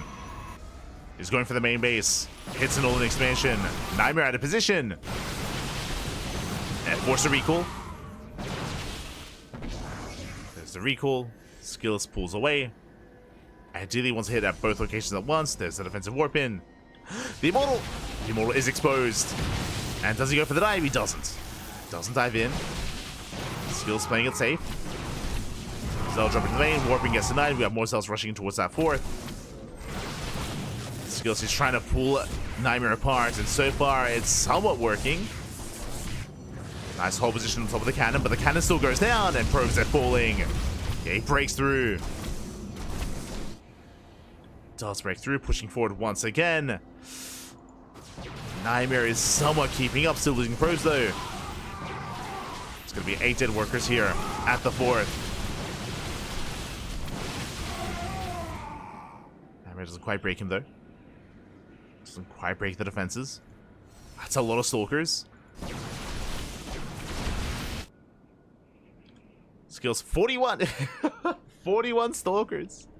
Almost double the Stalker count of Nightmare. And again, he has dive potential. Does he go for it? Picks up a Stalker. Keeping him distracted. Another Zealot run by. No cannon! The cannon wasn't rebuilt. No shield battery either. Nightmare, he does slip up here. Prism across the map, gets shut down. SKillous is all over this. He's all over Nightmare. Takes down the pylon, takes down the zealots. Now we're pushing forward. The stage traps on the high ground. SKillous, he's in control. He's in control of this game. Archon's able to defend. But another war. He's got 2 prisms. Oh my, he's crazy. War prism into the natural. Goes for a big warp in. Black-White blinks forward. Ooh, gets punished for it though. Does get punished for the blink. Does snipe 1 immortal. 1 immortal goes down. Zealots into the mineral line. Another warp in into the main. And Nightmare just cannot keep up. He's trying to, don't get me wrong. He's trying to defend. Archons will shut this down. Taking another expansion. Let's go. But is losing a lot of workers throughout. Once again, the space is still exposed. Now, this is some nice damage by SKillous, but he hasn't broken the main army. The main army is still looking quite powerful here, quite solid for Nightmare. So has a lot going for him. And this time we see a full army rotation from SKillous. And he wants those Archons. He wants them. Can he get them? I think he can. But the Zealot Warpin finishes. First Archon gets started. He gets 1. Takes out 1 Archon. The other 2 get low. Jeez, so many stasis fields. Oh my god. Prison towards the expansion. Ooh, is cleaned up. Stalker's pushing forward. I do think that I do think that SKillous can actually push in. It's only 1 immortal. Denies the warp in. Nicely done. Takes out another Archon. Down to 2. 2 Archons left. 2 immortals as well. Ooh, brutal stasis goes off, and SKillous here. Yeah, he's gonna punish. Where is he? Does he collapse on this army? Salsa breaking through. SKillous, he doesn't rotate. Army still in position. He was hoping to pull his opponent apart. Going for the gold. Another Archon's gonna fall. Down to 1. Yeah, 1 Archon left. Zelsa being cleaned up. But SKillous, like, he's doing it. Like, over time, he's just out-trading his opponent. There we go. Stalker's finally going down. Where are the Zealots? Zealots are not here. He can keep going. Gold base is getting low. It's the one thing keeping Nightmare in this game. Then here come the Zealot reinforces. The final icon goes down. No more Archons, no more Immortals. And SKillous, he does it. He breaks through once again, just like at Home Straight Cup. He will be the one to bring Nightmare down. It went all the way to the ace match. The only series that went to the ace match. GG gets called, and SKillous will claim the series 3-2, advancing on to the next round. GG. GG, well played, Nightmare. He is knocked out of the OSC Season 12 Championship. It went all the way to the ace match. It was a very intense series here, but SKillous, he was the first to gain map control to really corner and to contain Nightmare on these 4 bases, and Nightmare had such a hard time keeping up, back and forth. And again, it took a while, right? It was a battle of attrition. SKillous, it took quite some time for him to actually break Nightmare, but over time he was getting a couple of probes here and there, killing a cannon, killing a pylon, killing an Archon, getting some Stalkers, just forcing the supply to be split between all 4 bases, just doing a great job there, just keeping him contained. And on top of that, shout out to the Oracle. Remember, the Oracle opener was lackluster, but that one Oracle threw down so many stasis traps throughout the course of that game, and it was a great way for SKillous to really secure himself, to know that he was safe to rotate, because there were just so many stasis traps towards the top side. Whenever we saw Nightmare try to counterattack, try to push out, he would be shut down by those stasis traps. So there was just a great buffer zone for SKillous to allow him to be more aggressive, and yeah, it was just all over him. Just pulled Nightmare apart. GG. Well played. Well played. GG, well played. With that, a big shout out to shout out to Blankadoos. Oh my god, Pappy, thank you so much for the 100 bits in the chat. Thank you so much for the support. We do appreciate it as always. Thank you. Again, all the money that we make here goes back in towards our tournament, so we do appreciate the support as always. And with that, congratulations to SKillous for bringing Nightmare down, as that does take us here to our score screen. GG. GG, well played. There you have it. We just wrapped up our 4 best of 5s. I'll be honest, some faster series here. Despite these being best of 5s and despite us having some more back and forth series here, again, we didn't have a single 3-0, really fast games. I do recommend it. It was a lot of fun. I do recommend it if you missed out on some of the earlier matches. Solo versus SHIN, MaNa versus Cristiano. You don't need a lot of time, mate. If you got like half an hour, mate, you can get a full best of 5 in you. Those are some fast games, really early aggression, a lot of cheese, a lot of aggression, a lot of all-ins. Kieran Spirit as well. We didn't get a macro game until SKillous versus Nightmare. we did not settle into like a back and forth like macro setup until that final series. So I recommend it. It was a lot of fun. It was a lot of fun. It was a very dynamic set of matches here. A really aggressive set of matches, and in the end it did end in the finale of SKillous and Nightmare in the ace match. So GG, well played, congratulations. And with that, we can catch up on the bracket itself, I believe. Let's head on over. Un momento. When it comes to the overall brackets, there we go. So, we were, of course... Oh, hold on. Let me interact. We were covering the lower bracket. You can see down here, lower bracket round 4 is where we were. Lower bracket round 4. And we just wrapped up our mirror matchups, and that leads us here into the lower bracket round 5. So, who advanced on? Solar. Solar advanced on over SHIN, so we have Solar versus Cristiano in the lower bracket round 5, and we have Cure versus SKillous. It doesn't get easier. SKillous, he took down Nightmare to go up against Cure in that next round. So we have round 5 coming up next. Not today, but in a future broadcast. We're going to be going over some more OSC Season 12 Championship, I believe, over the weekend. So we got you covered there with some more OSC content. Meanwhile, this is the lower bracket. What about the upper bracket? Mate, upper bracket round 4. This is what we are covering next on the channel. We have the top players here. Hero versus Max Pax, Geralt versus Clem, into Dark, into Beyond. Oh boy, that's Pappy, calm down. We have quite a lot ahead of us here. Again, these are players that have not lost any series yet. Skillous got knocked down by Hero, Cure got knocked down by Max Pax, Cristiano got knocked down by Geralt, and SHIN got knocked down by Clem. Again, all these earlier rounds we've already casted. We've casted all the matches so far, so it's all on YouTube. Not on it is on Twitch, but again, we went over this. It was recently announced that Twitch, they are kind of in a way eliminating their VOD system, so we got a lot of work to do. All of our VODs are on YouTube, but there's a lot of cleaning up we have to do on Twitch. That means we have a lot of... Mate, hold on. Okay, so we'll get into that. For now though, again, these are going to be our future matches in our next broadcast. We have Hero, Max Pax, Geralt, and Clem into Beyond and Dark, and again, the lower bracket as well. So, again, coming up next here on the channel for some future OC matches are going to be lower bracket round 5 and upper bracket round 4. Bam. That will be on Sunday, as you can see. Sunday morning is going to be our next OSC cast. You can see here we just wrapped up with our Friday broadcast, wrapping up our Friday early morning broadcast, and we have 3 broadcasts today. Up next, we have the Wardy TV February 2025 Group A.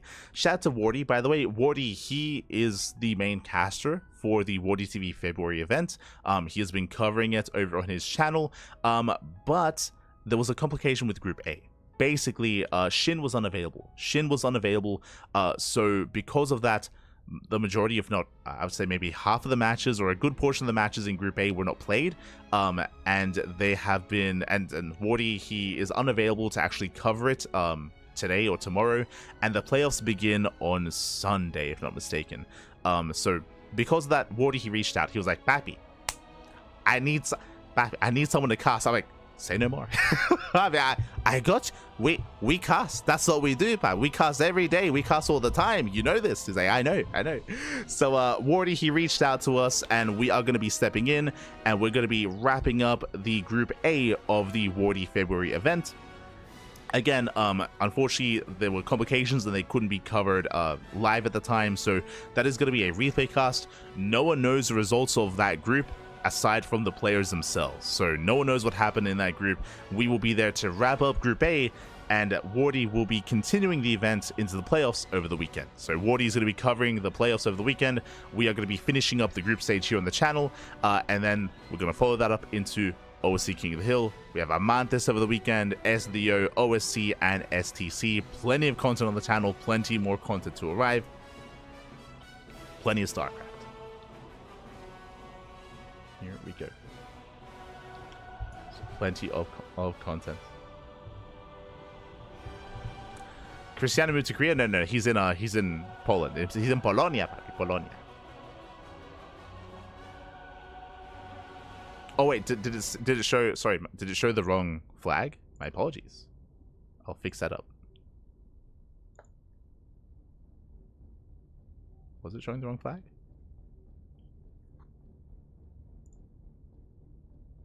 Oh yes. my apologies. My apologies. Yes. Cristiano, he's in Poland. For some reason I had the Korean flag. So my apologies. My apologies. Cristiano, he's a Polish player, not a Korean player. My bad. My bad. Thank you for pointing that out. We have since rectified that. But yes, this is our schedule for the rest of the week. Again, so we're going to be live at 6 p.m. KST. That's going to be 8 p.m. AEST.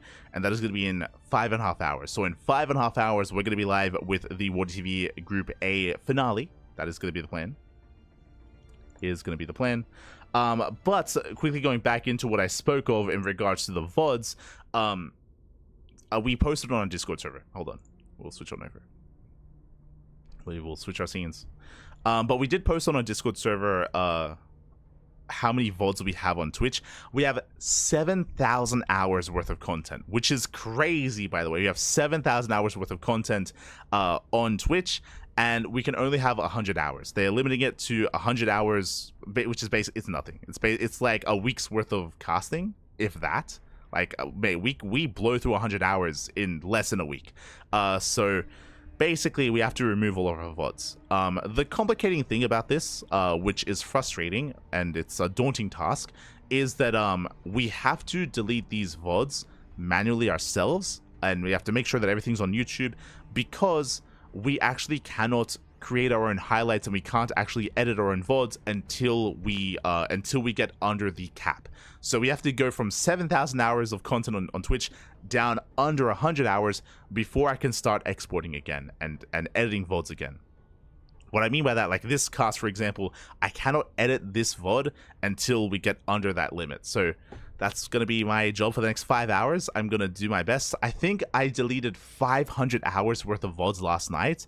Basically, last night after we finished the podcast, I just spent the entire time just like exporting and just making sure that everything was on YouTube, and I deleted 500 hours worth of content.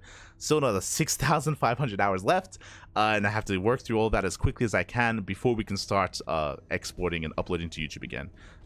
Specifically, what I mean here is Twitch, because we are over the limit, Twitch does not allow you to highlight your VODs. And that's how we typically export to YouTube, is first we highlight, for example, this VOD, for example. We would highlight it and cut it into matches. So I would turn this VOD on Twitch into 4 VODs, into SKillous versus Nightmare, into Solo versus Shin, into Beyond versus Cure, and then I would export those individual matches to YouTube. That's how we do things here. So we cut it on Twitch, then we export to YouTube, and then when it's exported, we delete it. We delete it from Twitch. But I can't do that because I can't edit or highlight this VOD until we go under the limit. So basically, I have to do it as quickly as possible, otherwise we're going to be falling behind when it comes to our uploading to YouTube. So yeah, that's going to be quite a task. That's going to be quite a task ahead of us. So yeah, there's going to be a lot of removing, a lot of deleting that we have to do. It's a shame. If you are curious about more of our in-depth thoughts, we did discuss this during the podcast last night. If you don't know what our podcast is, that is our weekly podcast for StarCraft 2, where we go over all of the weekly events, all the news, all that is going on related to StarCraft. This was one of the topics, so we did discuss it last night. So yeah, that is definitely something frustrating and very daunting as well. Like it's very heartbreaking. Like, mate, I posted on Discord as well. Like we have some really old casts on Twitch, and there's a lot of history there, right? We have I posted hold on, I just posted here as well in our Twitch channel and YouTube as well.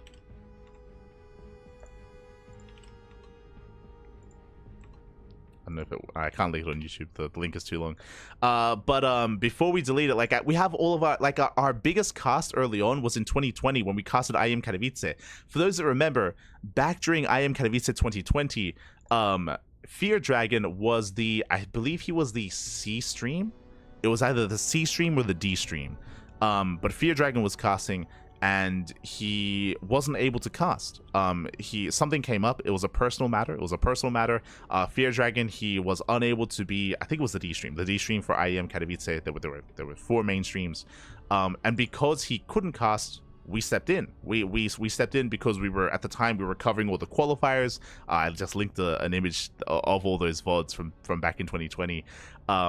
But that was our first big opportunity to cast on the mainstream. I remember we got like a couple thousand viewers. We were casting players like Zest and Rogue and Bunny and Zaun and all these big names, and we got a lot of viewership.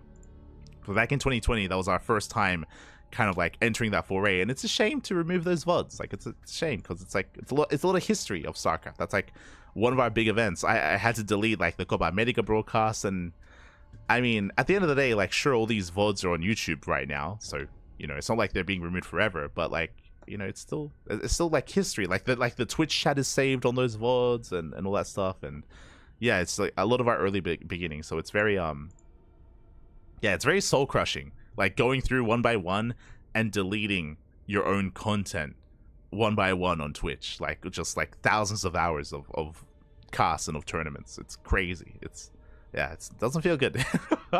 So I know that Kuro is a little bit depressed at the moment as well about it, but I mean, you know, what else can we do? So yeah, that's something that we're going through at the moment, just removing all of the VODs, removing all the content from Twitch.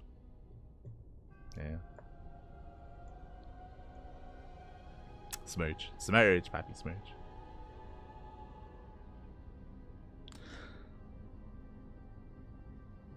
I know people like speedrunners with little reward-breaking runs, hundreds of videos or more, losing out the most. I would say what we're losing the most in, I think Fear Dragon actually tweeted it recently. He tweeted it last night. The worst thing is we're losing VODs from people that aren't with us anymore. There's a lot of content on Twitch of Total Biscuit and of In Control. Total Biscuit and In Control, their Twitch channels, they're still there. Like, there's still a lot of VODs, and people like this, like, they obviously they can't, you know, export everything to YouTube now. It comes down to like third-party people like archivists to like get those VODs. Otherwise, that is just going to be deleted from the internet. So stuff like that is a really big shame. Thankfully, unlike with like Husky, who like had a big deletion and big exodus from the scene, and so much content was removed, thankfully here in this kind of scenario, we have a heads up. So we have like until April to get everything ready and to prepare. So we have until April for people to like save those VODs from In Control and save those VODs from Total Biscuit. So there is that kind of time that we have, I guess. But it is a shame, because if no one does that, then that's gone 100%. Like this, it's just gone. Beyond just, yeah, for sure. But like that's the biggest. I want to say that's like the biggest blow is not just those two, but of course many other streamers that aren't with us anymore who have a bunch of content on Twitch that potentially could lose it all, right? Which would be pretty heartbreaking, to be honest. Pretty heartbreaking. So anyway, regardless, GG will play. With that, we are wrapping up here for the day, and that's what I'm going to be doing for the next 5 hours, is deleting VODs on Twitch. Just to trying to clear as much as I can, and maybe by the end, in like 7 days or so, we'll be done. Like I have like a goal of like a set amount that I can remove a day, and hopefully I can reach that goal. Hopefully people passionate enough to also have the knowledge and means and the time will save VODs from people who pass away. Yeah, hopefully. That's the hope, you know. That's the hope. People have to step up for that. But regardless, with that, we are going to be wrapping up. Again, as I quickly mentioned, just winding it back, I suppose. We have our schedule. Again, our next cast is going to be in 5.5 hours. We're going to be going over the WardyTV WardyTV February Group A stage, the group stage. We're going to be wrapping that up before the playoffs over the weekend. And of course, we have OSC King of the Hill afterwards as well. So we'll see you guys in 5.5 hours. If you're out there, if you're in Europe or in the Americas, get some sleep, get some rest. We'll see you when you wake up. Otherwise, if you're in Oceania or Southeast Asia or Korea, then Hope you have a great rest of your day. We'll see you later on tonight. And yeah, hope you enjoyed the broadcast. Hope you enjoyed the broadcast. Hope you enjoyed the content. If you want to tune into VODs, now YouTube is the place to be. Solely YouTube in a couple of months, I suppose. So !socials in the chat. You'll get a link to our YouTube, our TikTok, our Facebook, Instagram, Twitter, Discord, all things CranKy Ducklings. So you can check out our content over on YouTube, or check out our channel or ourselves, our community, elsewhere if you wish. Likewise, you can also support us via Patreon. Patreon is the place to be. That is to help fund our tournaments, events like Sparkling Tuna Cup, Sea Duckling Open, and Masters on Open. It is all funded by the community, for the community, via Patreon. So you can help us grow those events through Patreon issue if you wish. So thank you so much to all the patrons that we already have. Thank you. Thank you so much for all the support that we gain, whether it's with Twitch subs or on Patreon as well. Thank you. Thank you for all the support. Otherwise, we'll see you guys either later on tonight in 5 hours or tomorrow during another broadcast. Again, we're live multiple times a day, every single day. We cast more than any other channel out there. We're always there for some StarCraft, always there for StarCraft, whenever we can be. So we'll see you next time. We'll see you guys next time. Until then, thanks for watching. Hasta luego. Ciao, papi, ciao. Hasta luego.